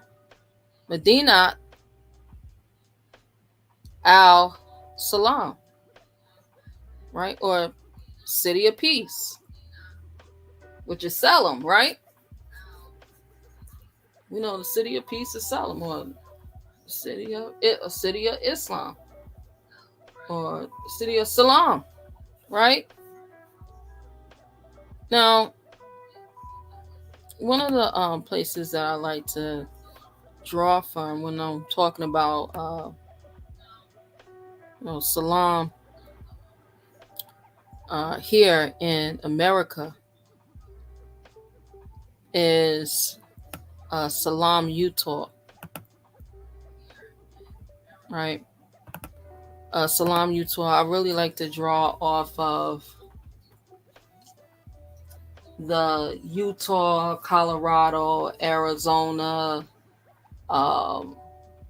that whole area, Nevada, that whole area, because that's where the most ancient, right? The most ancient cities are. And those were the thriving cities that we had before the Great Deluge. Right? All of it was underwater. We can tell because it's all rusted out now. Right? The canyons is just rusted. That's why it's red. So we know that it was underwater. Right? I like to draw, like I said, I like to draw off of those most ancient cities. We're talking about locations here in America. Now, a lot of times you'll hear Moors and others speak on Salam or Salem being like and on the East Coast, and you got Georgia, and you got all these other places on the East Coast that's Salam or Salem, but those aren't the most ancient. The most ancient is in that Arizona, Colorado, Utah, right? That area. Now, one of the things that I found that's not too far from one of the things I found was that's not too far from Salem, Utah, was a 1,000-year-old skeleton found in Salt Lake, right? Salt Lake ain't nothing but the Dead Sea, y'all. If you don't know, now you know. It says 1,000-year-old skeleton found in Salt Lake front yard. It says Salt Lake. Don Selby was digging out a water main Monday, pulling up dirt and debris from a homeowner's front yard. What he didn't expect to dig up was a human skull. I hit something and I didn't know it was an unmarked pipe, the owner of Dependable Plumbing said Tuesday. Even after Selby brushed the dirt off the object, I still wasn't sure what it was, but it didn't take long before Selby and his crew realized what they had found. We said, we better get out of the trench and call police. He said, it's kind of a new experience for us. It was a little bit eerie, wasn't sure if something went awry, right? Says what officials from the antique section of the Utah Division of State History believe was found is a burial site of a Native American, possibly a Fremont Indian from approximately 1,000 years ago. When physical anthropologists from the state got to the source, they uncovered the full skeletal remains of an adult. The remains were found in the front yard of a home at 1131 South 1000 East. New owners recently purchased the 100-year-old home and decided to upgrade the water main that went into the house. The water main was reportedly the original one, made of lead, installed in the 1920s. On Monday, while Selby was working a backhoe and digging about 5 feet into the ground, he came across a skull. What are the chances of that being directly by where we were digging? He asked. If we were 1 foot away, we would have missed it. All right. Says Darina Cope, a physical anthropologist with the state, was on scene supervising the excavation Tuesday. She said, based mainly on prior history in the region, she believes the remains have a good chance of being a Fremont Indian from 1,000 years ago.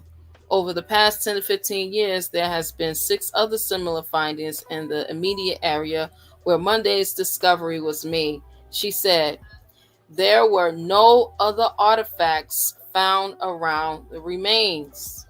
Cope said that was consistent with how the Fremont tribe buried their dead. She said the skeleton was found in a fetal position. There were no other remains near it. Cope said she could not tell if the person was male or female. The remains will be taken by the state for analysis and to determine if its deceased is part of any modern tribe. Once the investigation is completed, a report will be sent to all the local tribes, Cope said. If a tribe wishes to claim the remains and rebury the person, they may. If no one claims the remains, they will be included with the burial vault in Immigration Canyon, where unclaimed Native American remains are kept. Once the remains are removed from the yard, the excavation company was allowed to continue their work. So here it is. You have these remains, the skeletal remains that is accounted to be possibly 1,000 years old. And then you have 6 other burials that was around the same location. Now remember, Salem is about 30 minutes out from Salt Lake. All right, so this is in the same vicinity. This is not, like hundreds of miles away. This is right in the same vicinity. It's crazy how they just let anybody, any so-called Native American tribe, come and just take our ancient forefathers and foremothers' skeletal remains for them to claim for themselves. This is crazy. But because we want to be Black and African American, we want to be descendants of slaves, right? We want to be freedmen. This is your. We want to be everything except for who we truly are. Right? We don't want to be Moors. Because Moors think that they created everything. Moors think they know everything. Moors think they know law. But when you look at our history, I just broke down. I've only been on here for 2 hours and 18 minutes now, and I just broke down a historical record that we all can see what Moors have been doing, showing and proving who we are. So it's not that Moors are making lies and just creating things. That this is what we've been doing. All right, this is who we are. Let's see, brother Barbara Barnesville said, I thought Medina was in Arabia. That's right, Brother Kadar said, yes, city of safety. Salim. Brother Barnesville, that's right. You said Salim is in Illinois too. That's right. He sure is. It's in Illinois too. We're looking at the ancient, because you got to look at the geography of the land. So you look at the geography of that area where you have, like I said, those canyons. The area where you have those canyons are the most ancient lands. Why do you think they don't want us in there? Why do you think they shut down the canyons? They don't want anybody in there touring. They don't want anybody out there excavating anything.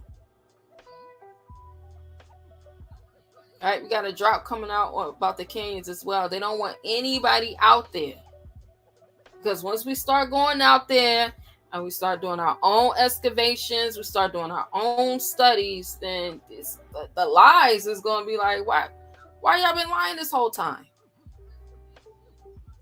And you got newspaper articles from a long time ago where they were saying that you have the temple of Isis and this temple and that temple and that temple and the canyons, and then they'll sit there and say, oh, well, Smithsonian was lying. They didn't know what they was talking about. But it was Smithsonian that wants to come out with the articles from back in the day. But then they'll say, well, Smithsonian was lying. So do we really believe the Smithsonian? Is that even a trusted source? Nay. They talk with a forked tongue. The last thing they want us to do is know who we are. Islam.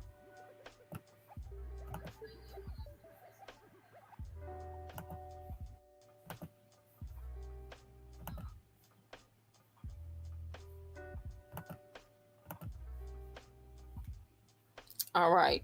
I'm going to put the link in the chat. If anybody want to come up, you can come up. You can ask questions. You can add commentary. I'm going to put the link in the chat. And before I go, I'm going to go into a little bit of what's been going on in the news lately. It's been going down. And then we're going to get up out of here.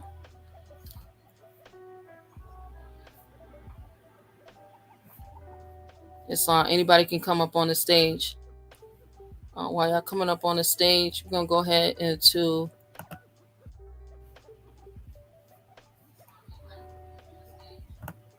Brother Man, the Young Bloods. The Young Bloods. That's what they call us, right? Don't they call us Young Blood? Young Blood. They call us Young Bloods, right?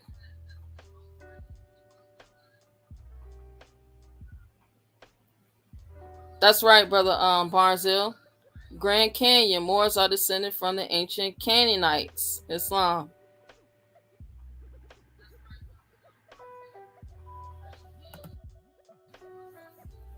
Islam. We have the Young Bloods.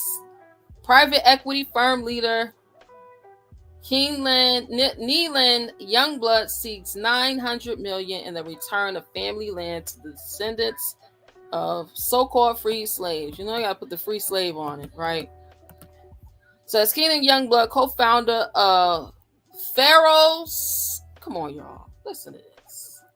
Co-founder of Pharaoh's Capital Group based in Dallas, Texas, is fighting to preserve his family legacy, according to Wall Street Journal. Youngblood and his family are looking to claim more than $900 million in a lawsuit against crude oil producer ConocoPhillips. ConocoPhillips. If it goes to a verdict, I think we can get a little more, Youngblood told the outlet. ConocoPhillips owes this family more than 900 million plus they land back. But y'all want to be, how you gonna own the land? Listen to this. How you gonna be a true possessor of the land and be from somewhere else? Make it make sense. Make it make sense, y'all. Make it make sense. Says the reason behind the suit filing is due to Youngblood and his family's belief that the company has deprived them of benefits of their ancestral, right? Their ancestral, meaning that before there was a United States of America, this was his family's land. Check. Says their ancestral oil-filled land in Texas. It was owned by their family, the Eckfords, who were freed from slavery after the Civil War. Come on, y'all. We gotta wake up. The Eckfords been on this. Ain't had nothing to do with no Civil War. And they ain't never even declared no Civil War. It was called the Great Rebellion. We're gonna stop playing. Let these people play around with us in our face. It was called the Great Rebellion. It wasn't called no Civil War. It says, however, when the family passed, the ownership of the land became blurred as another family laid claim, notes the outlet. Several lawyers and the energy sector believe Youngblood's claim is unlikely to sway in his favor. However, for him, victorious or not, in his pursuit of justice, he feels the lawsuit is one step closer to protecting the history of his family. This is what we all supposed to be doing. All 2024, this is what we supposed to be doing. This is the reason why for the past few years, I've been so strict on doing your genealogy, going to find your family's land patents, going to get your family's land back. This is what all 2024, this is what we supposed to be doing. Come on. How we going to be the ancestral descendants of our ancestors, and we not going back and getting our land? Ain't we? Isn't that honoring your foremothers and forefathers, divine creed and principles, that your life may be living on the earth plane, on the earthland? Ain't that the same thing? Ain't it the same thing of knowing your genealogy? You see how genealogy is the highest form of spirituality? Genealogy is your religion. Because once you know who you are, you've proven who you are, and you go back and you put things back in order for the next generations to come, right?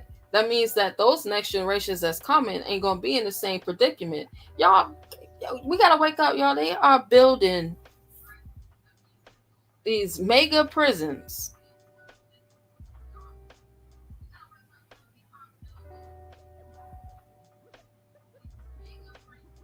These mega prisons. Y'all don't get it?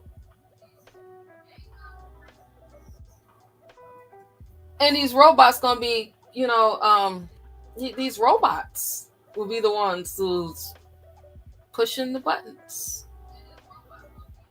running these mega prisons. So if you think the system is jacked up now, and the judge is a robot, what you think gonna be happening? You, y'all don't realize what is really going on. We're talking about thousands of prisoners in these mega prisons that's ran by robots. This is the sick, demented future that these entities are creating for our future. If y'all don't stop playing, if y'all don't stop allowing this demon to run around and just do anything because you want to be black, you want to be African American so bad, you just gotta be from Africa so bad.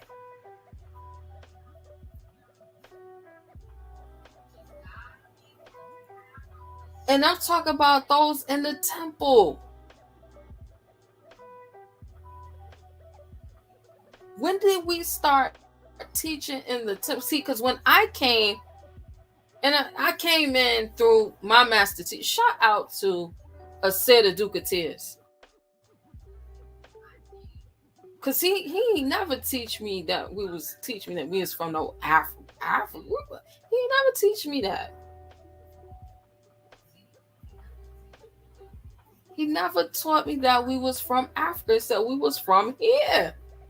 And it was crazy because when I came into the temple years later, and I'm hearing grand sheiks and grand governors and supreme grand sheiks and all these people that they're telling me that, oh, that grand sheik is very knowledgeable. That Mo got the science, and that Mo know more science. And I'm listening, and this man is telling me that I'm from Africa, and I'm looking at him like, make it make sense.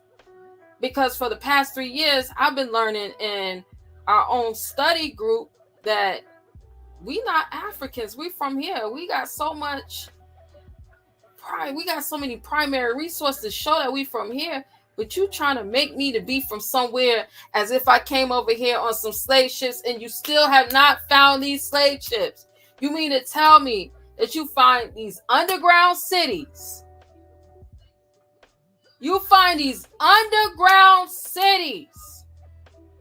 You ain't find no slave ships. And don't come and talk about no Catilda. Stop. That's cat. Zora Neale Hurston knows she made that up.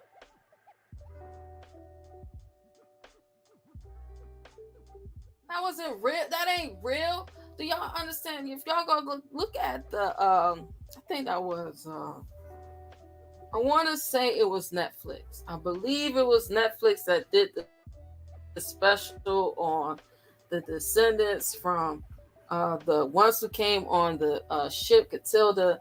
And boy, when I tell you, they taped off a section, and they said, this is how big the ship was that your ancestors was on. And I'm looking at that, and I'm just saying, man, our people will fall for anything. Our people literally will fall for anything. I'm just like, we don't stop playing. It wasn't until, anything that was coming in Alabama was on a schooner, okay? And schooners was no more than 2 masts. Every now and then you had 3 masts, sometimes 4 masts, but schooners was like 2 masts, small little tugboats. Stop letting these people play around with you. One of tugboat chugga-lugging across the Atlantic Ocean. Islam, Neil Bay. Islam.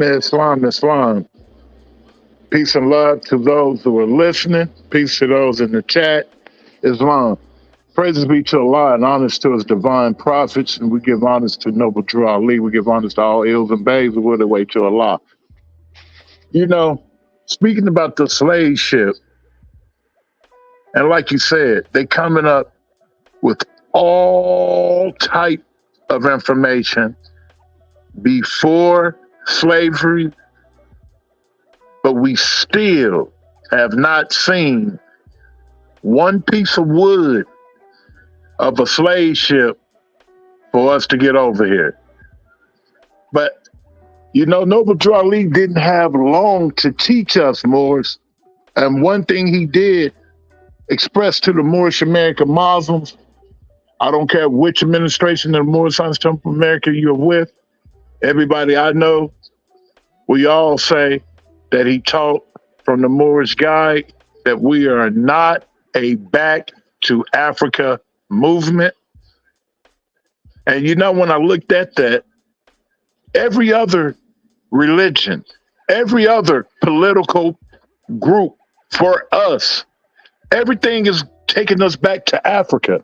But this is the only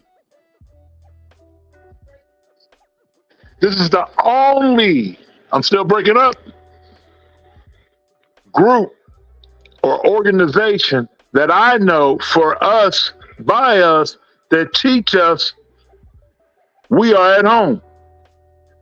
Noble Drew Ali said, and I say it all the time, because now you got brothers and sisters teaching it clear as day, that we were living up and down the Mississippi River.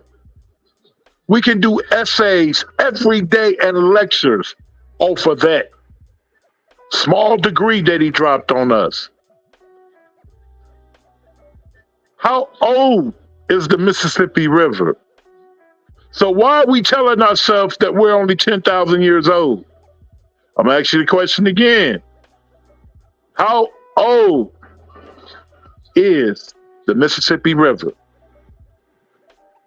It's older than 10,000 years. It's older than 10,000 years, correct?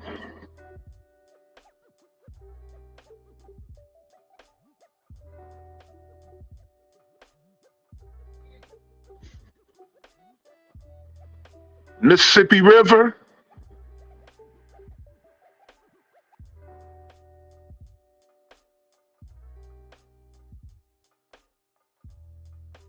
Somebody been lying to us. Somebody has told us that our flag is only 10,000 years old. But what Noble Drew Ali was reading in the Moorish Guide, according to the scholars, I'm about to shut up.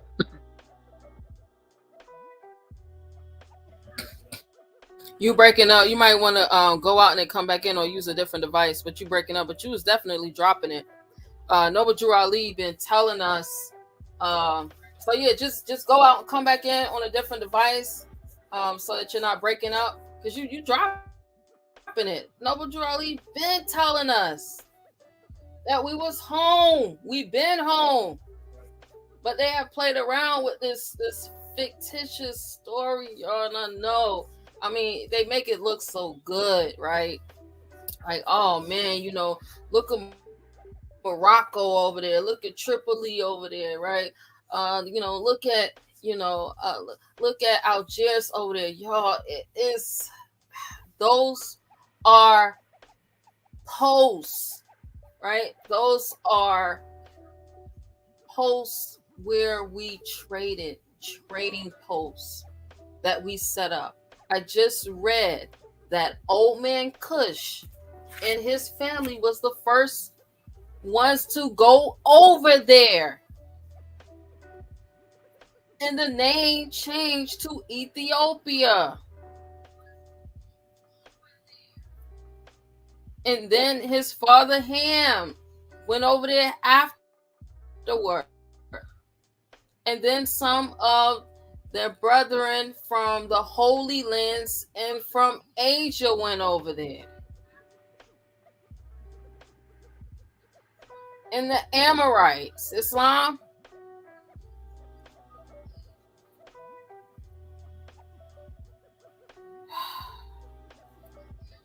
Man, we gotta wake up, y'all. We've been played around with. We've been playing around with for way too long. Here it is, 2024, and we still behind the 8 ball. Shout out to the young bloods. Moors don't know how to do nothing since the time of Hammurabi. We've been putting this law down. Islam.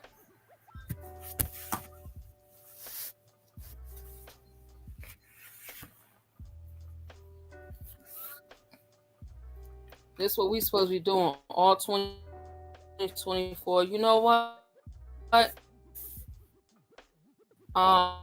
Neil Bay, you said something. You said that continue to drive it in how Moors have been taught that the prophet said that we've been living up and down the Mississippi River. I think that's going to be an assignment for the sheiks and the adepts in our temple. You're going to have to provide 3 sources. All right, you're going to have to provide 3 sources of our ancestors living up and down the Mississippi River. That's right. What it was that we were doing, what type of industry we were in, what type of governments we had set up, and the districts that we were over. I think I may even throw in there the names of the leaders and which time period. I think that's going to be a really dope drop, because we got to be able to show and prove. It's not just about, oh man, Grand Governor said and Neil Bates said, give it a show and prove, because it's crazy. You got brothers paying $10,000 Saudi Arabia. Saudi Arabia is Saudi Arabia is new. It was no such thing as Saudi Arabia, baby. You got everybody running over there, and Salim, peace, was established here. Y'all remember when I was doing the drop on Esteban and Esteban and was it Esteban Nico? How when they was traveling and when they was traveling here down south, they was praying, right? Shoulder to shoulder, hill to hill, right? It talked about the great mosque. How you gonna have great mosque? How you got great ancient mosque here? Like, when are we gonna wake up? Right? They said that he was a physician. Man, I got a dope drop that's gonna be coming, y'all. Y'all know what's another name for physician in Arabic? Don't you know that is a imam?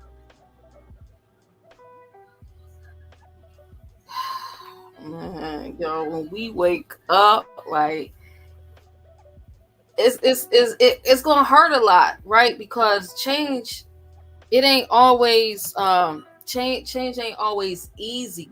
So it's gonna hurt a lot when you first get on. My mom used to say it's good for you. It's good. Get you clean up your soul. Right.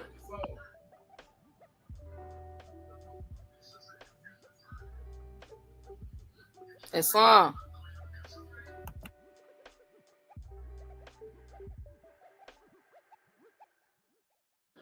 Living up and down that Mississippi River, it's a lot of science, Moors, that they coming out with now about our people, how they were able to avoid, the water destroying homes, all that back then is what they got to do now. for those towns and cities, those small villages that's close to the Mississippi River. They got to go back to ancient times and do what they did and advance it a little bit. They let you know how powerful we were in being creative. Mounds over here way older than Egypt. Not yet. Better wake up and love being in the land of the milk and honey. Heaven on earth. That's what America is. Heaven on earth.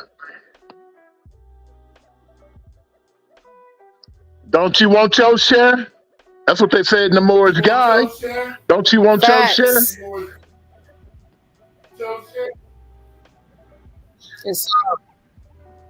That's right. Don't you want your share?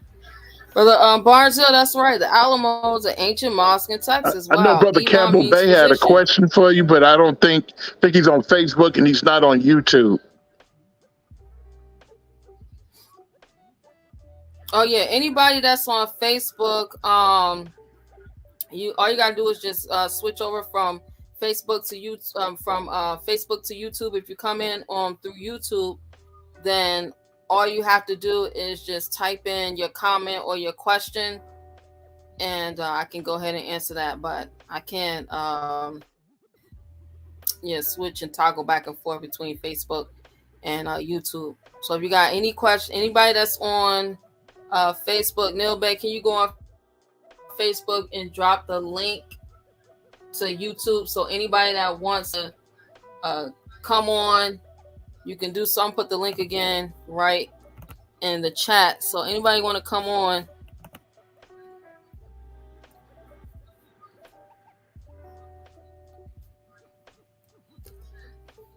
they either come through StreamYard, so that's the StreamYard link, and then if they just want to type in that question or their comment, they can come directly through YouTube.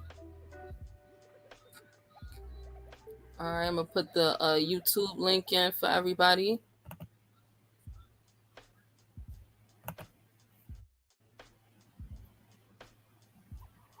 But yeah, Morris, we gotta stop playing. It is not a game. These people are not playing with us. It is not a game at all. They got plans for us. They got big plans for us. You know, man plans, but we know that Allah definitely is the best of planners. Islam. So I put the link for YouTube as well in the chat. If anybody want to come in, you got any questions or comments, you can come in either through StreamYard or you can come in on the YouTube link. But again, shout out to the young bloods. Shout out to the young bloods. Let's see. This has been going on as well. If you missed this, right, because you was watching Cat Williams, right? This drop, right? The new names appear on Epstein list. What to know about the latest unsealed documents? I don't really want to go into, what's all in the unsealed documents, but let's give up some of the names, right? I want to get into the names. So you got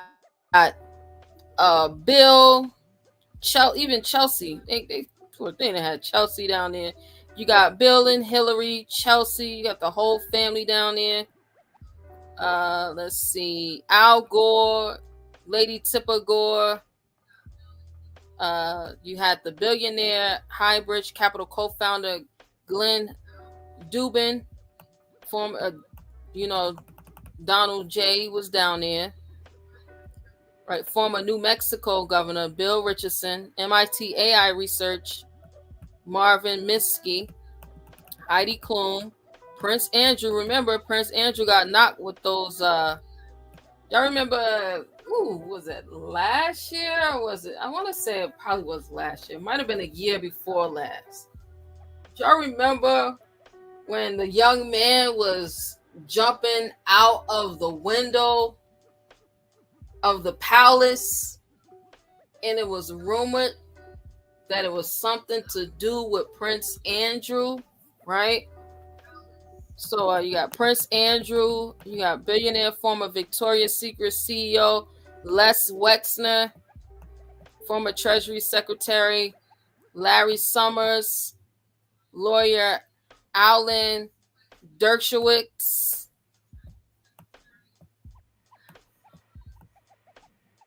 All right, and the list goes on and on and on and on. Yeah, the list is listing. And that list is really listing. And it's so more. It is so more, so many more that yeah, they didn't even put everybody on here.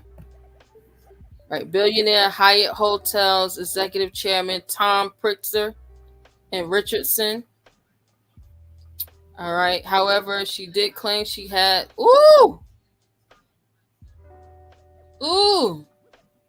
Okay. Yeah, they've been getting it in. So yeah, when you get a chance, check out that Epstein list. That list is listing. All right. If you've been asleep,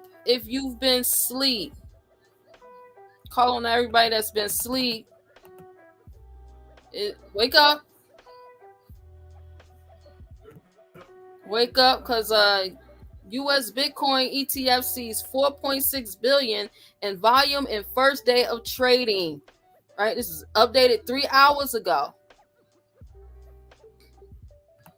Right, yeah, January 11th, Reuters, U.S. listed Bitcoin exchange traded funds ETF saw 4.6 billion worth of shares trade hands as of Thursday afternoon, according to LSEG data, as investors jump into the landmark products approved by the U.S. securities regulator on Wednesday. The products mark a watershed moment in the cryptocurrency industry that will test whether digital assets still viewed as many professionals as risky can gain broader acceptance as an investment. See, they want y'all to play. They play around with y'all, but I want y'all to what's that thing called? Let's see. This is what, yeah, that's what it's called. I want y'all to go to Walmart, right? And I want you to go to the coin machine, right? The Coinstar coin machine. Because all of the coin machines at Walmart, the Coinstar coin machines, have been updated for cryptocurrency for some time now. Okay, right? It says crypto we offer. And everybody, if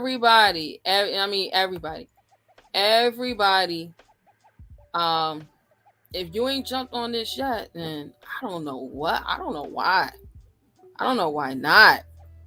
They already telling you what's going to be going on. Anytime Walmart, yeah, they tell you what's going to be going on. You can go and you can purchase this. You know, this is, and I'm not giving out any financial advice at all. That would be crazy for me to do, but I'm gonna tell y'all what be happening, right? So I'm just giving out a scenario. If you're working and you take 10-15% of whatever you're making every time you get paid, you just go over to Walmart to the coin machine and just purchase, Bitcoin and Ethereum, Litecoin, Dogecoin, Chainlink, Polygon, Stellar. Oh my goodness. And Stellar. Woo! You go and you get any of these and you just continue to, build out these currencies. Man, I'm telling you, it could be a possible life changer. 4.6 what did they say? 4.6 billion was it? Let me go back to this. 4.6 billion. Oh my goodness. Woo! Everybody could have retired today. Everybody could have retired today. Yeah, everybody could have retired today. Yeah. But yeah, if you've been sleeping, wake up. If you've been sleeping, wake up, because yeah, they got it. They definitely got it. They got it for all of those who's ready to get it. Shout out to the Coinstar change machines, right? All those who got all of those who got change. If you got a lot of change, you can change out some of your change in the Coinstar change machines and grab some of that crypto. Slime.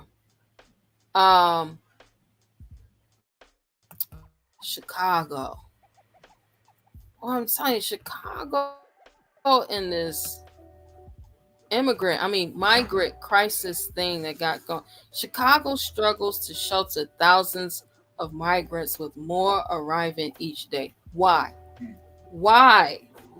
I mean, Chicago was so close in changing that whole sanctuary city thing, and they played them like, no, we're not gonna let that vote pass. Y'all know that. I don't understand why there ain't no lawsuit going on right now. That was illegal what they did. The world saw it. That was illegal what they did. They keep playing around with y'all.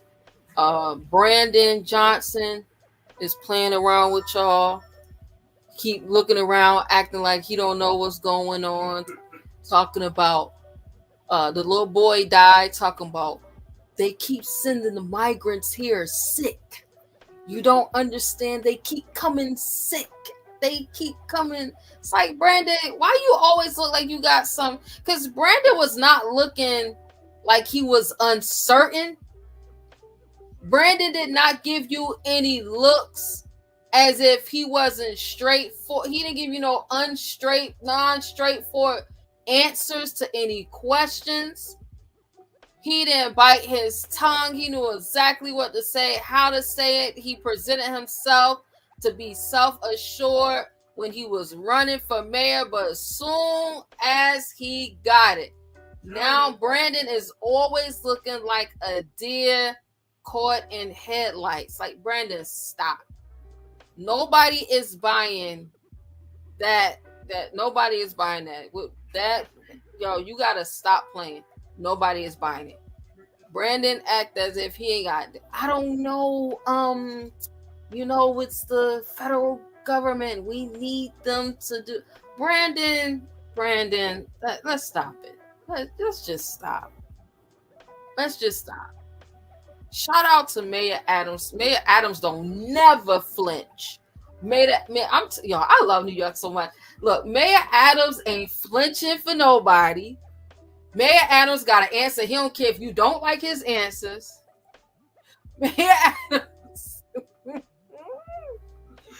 Adams said, we gonna charge y'all for bringing these buses in.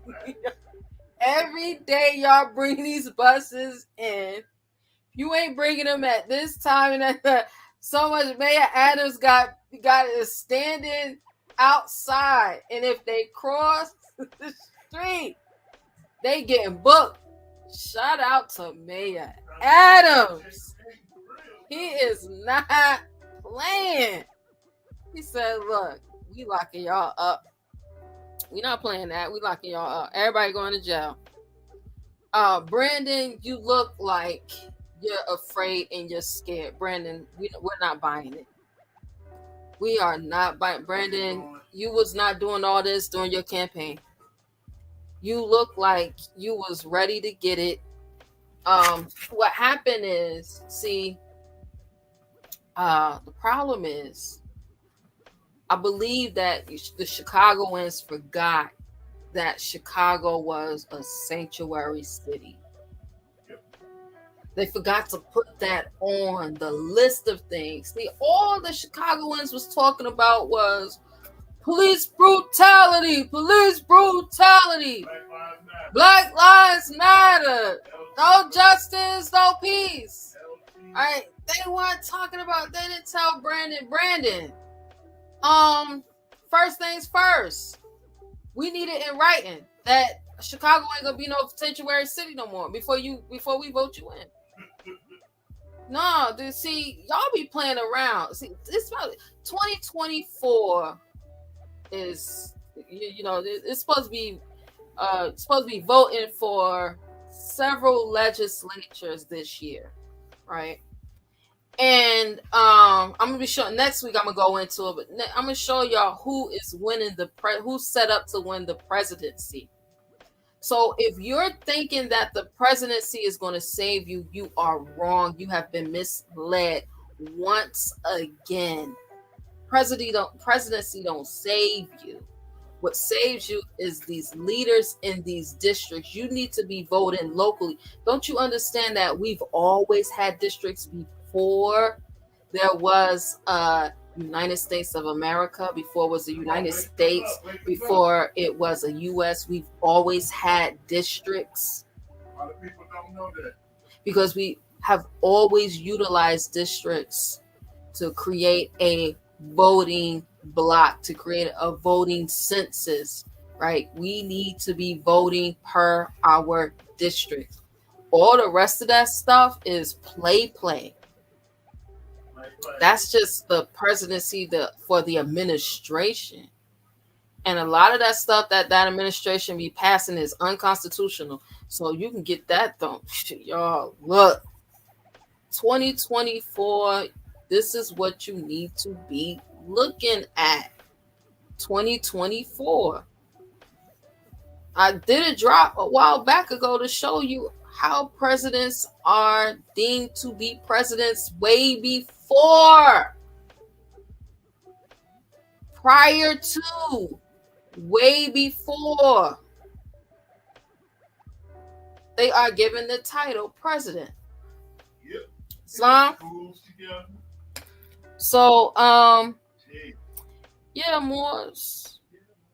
Yeah, look, let's Chicago. I got these people out here in the cold. It is this don't make no sense. This don't make no sense at all. It says after a long journey from bus from Texas, the commuter train ride and into Chicago is probably the shortest trip up for arriving migrants. All right. With temperatures plunging, so are their fortunes as they arrive, only wearing t-shirt and blankets in a city struggling to keep up. No, it's not struggling to keep up. It's doing what it's supposed to do every year. Chicago is so cold. I live in Carbondale, Illinois. You can't pay me to go to Chicago in the winter. And I'm from New York. I know what cold look like. I know what it feel like, but it don't feel like Chicago.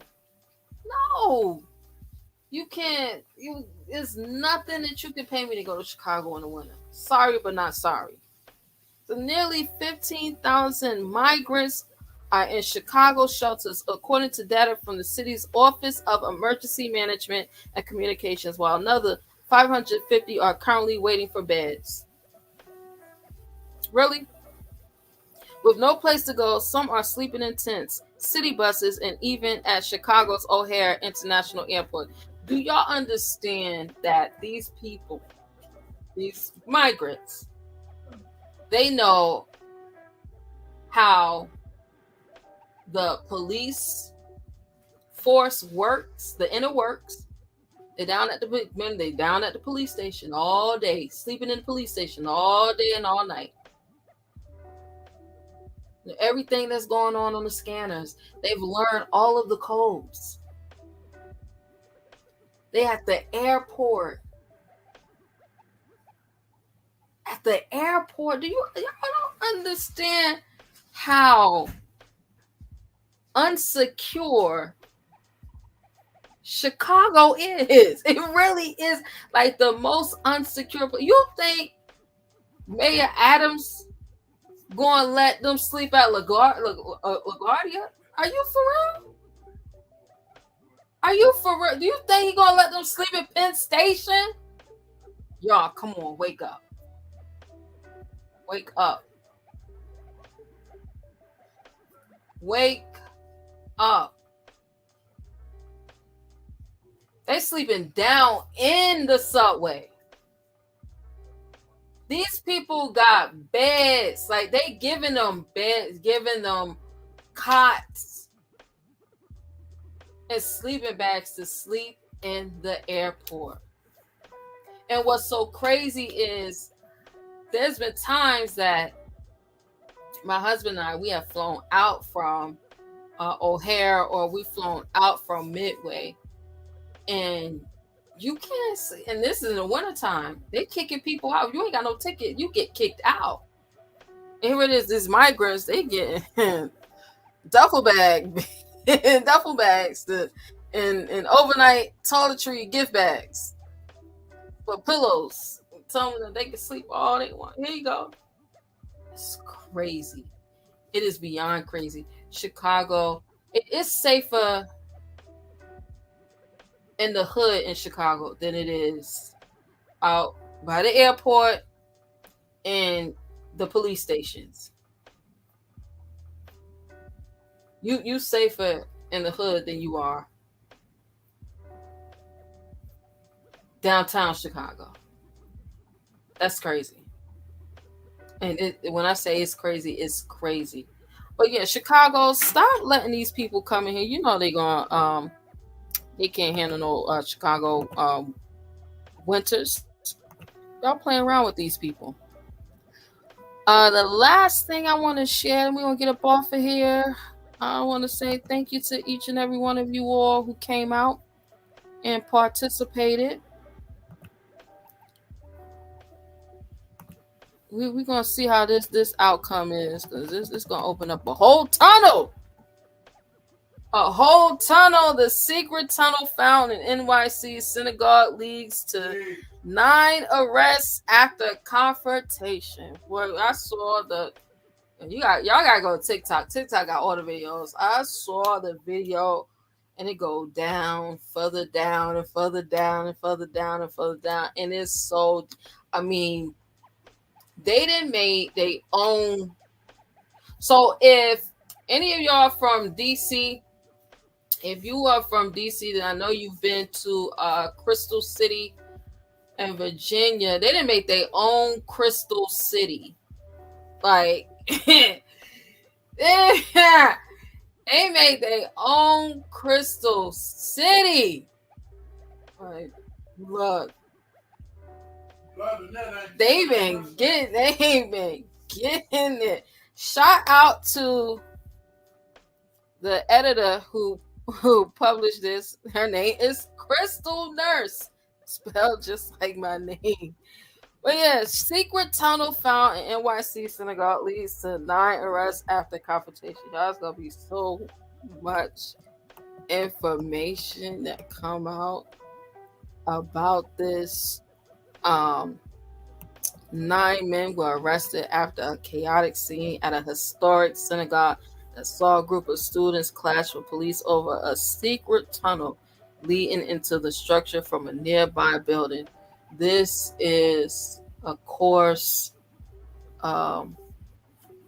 just being able to provide fair use information.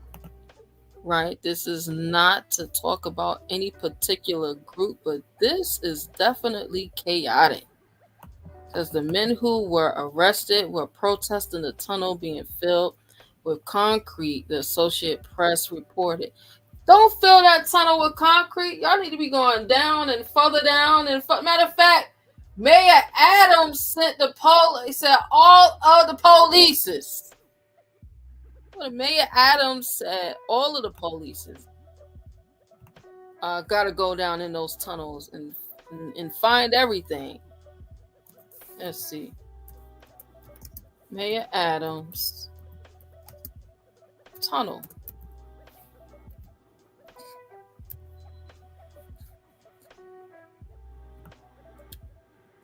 guess he's looking for Gotham City.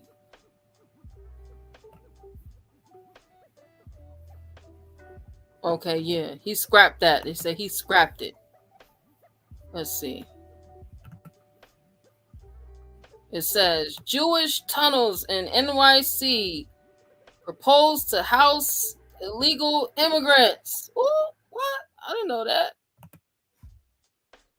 That's crazy. Who would write something like that? Wow. Says New York Mayor Eric Adams has scrapped his plans to close newly uncovered tunnels beneath the Shabbat Lubavitch Synagogue after realizing how many illegal immigrants he could hold down there. This is whoever wrote this. This is not a real story. Whoever wrote this is not real. Y'all should be ashamed. Y'all should not be talking about people like that. That's mean. Fair use. Yeah, this is a fair use. But Mayor Adams said he's popping off Gotham City, and he's ordered all of the police to go and find the source. You know, I don't know what they're looking for, but they may be looking for and they may be looking for the source of all sources, right? I don't know what that is, but Mayor Adams has ordered all of the police on the police force to go down in the tunnels. And if you ever been on the trains in New York, you'll know that the tunnels are literally like underground cities. It's literally an underground city. And boy, they done dug out that tunnel. It remind me of El Chapo, the way they dug out that tunnel under that synagogue. You know, they knew something back then when they The way look, it remind me of how El Chapo had the tunnels dug out. Oh man, I was like, wow, those tunnels was tunneling. All right, so look, y'all keep your eyes out and your ears out for this. I'm pretty sure many people want to throw it under the rug, but I am sure that Krystal, because her name is spelled like mine, Krystal Nurse, is not going to allow this story to go under the rug. No, she's going to be on top of this story. We're going to be following Krystal Nurse. Again, the coin machine is popping off. Epstein's list of all the islanders, even the island boys.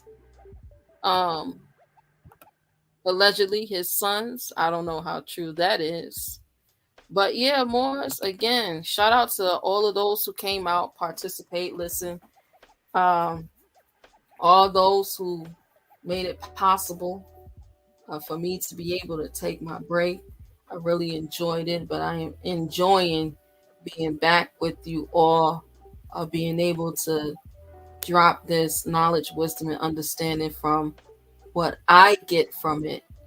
I pray that this year, for those who have participated in Prophet Noble Drew Ali's birthday celebration, I pray that it was an joyous one for you all. I Moorish Christmas every year, and this was the first year that we had Moorish Christmas in our new home, and our Moorish Christmas this Christmas. Islam. I've been getting a lot of feedback. A lot of y'all sisters are asking me about the different decorations that I use, and the color scheme that I came up with. So I might be dropping a video soon.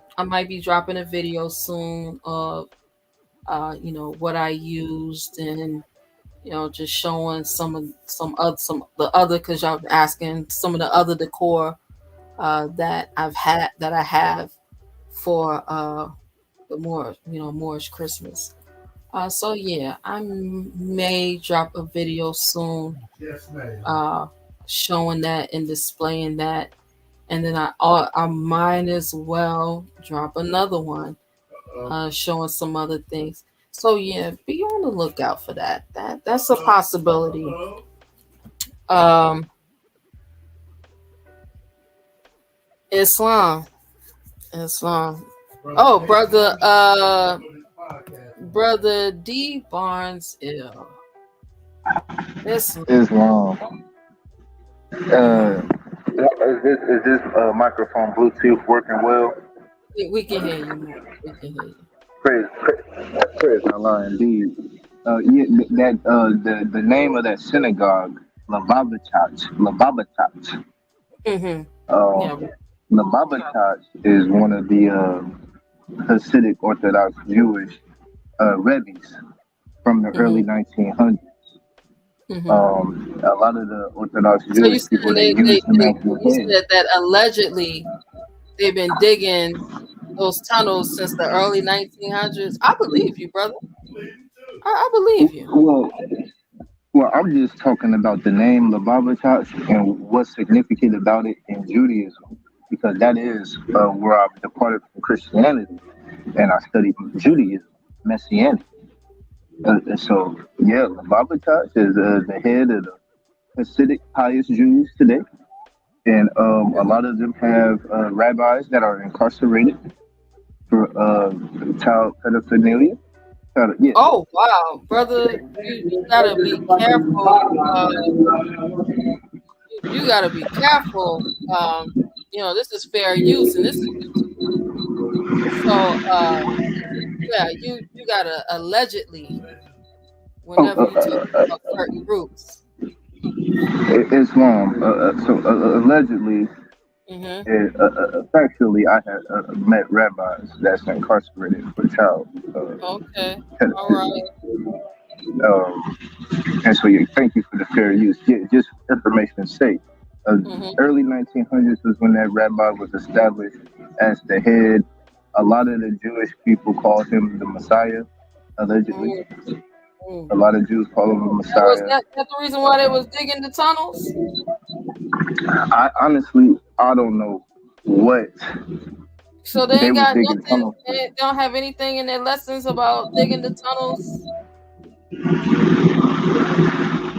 That must be one of the Kabbalah degrees of the 6 point star or something. I don't know about Mm-hmm. digging tunnels. Mm-hmm. I mean, I never read about Jewish miners. David wasn't a miner. Mm-hmm. Jesus wasn't a miner. Well, you said they was Moses, I shepherds. don't. No, they wasn't miners. They was shepherds. I don't remember the Jewish miners. So if these humans had, and then never to know, those could have been the tunnels that came from our ancient forefathers. Bruh. We're gonna stick to what we know right now. All right. So we saw tunnels with with uh with baby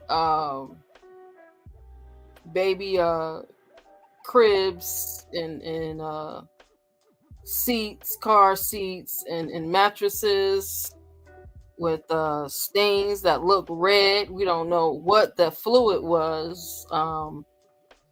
But yeah, a lot of that'll be coming out soon. Yeah, brother. Uh, I wouldn't be left that was behind. under the king. Yeah, brother. Oh, praise. Yeah, I yield, sis. yeah. Those tunnels hit different though. Like I said, those tunnels was tunneling, and I thought I was watching an episode of what was that? What was that? Narco.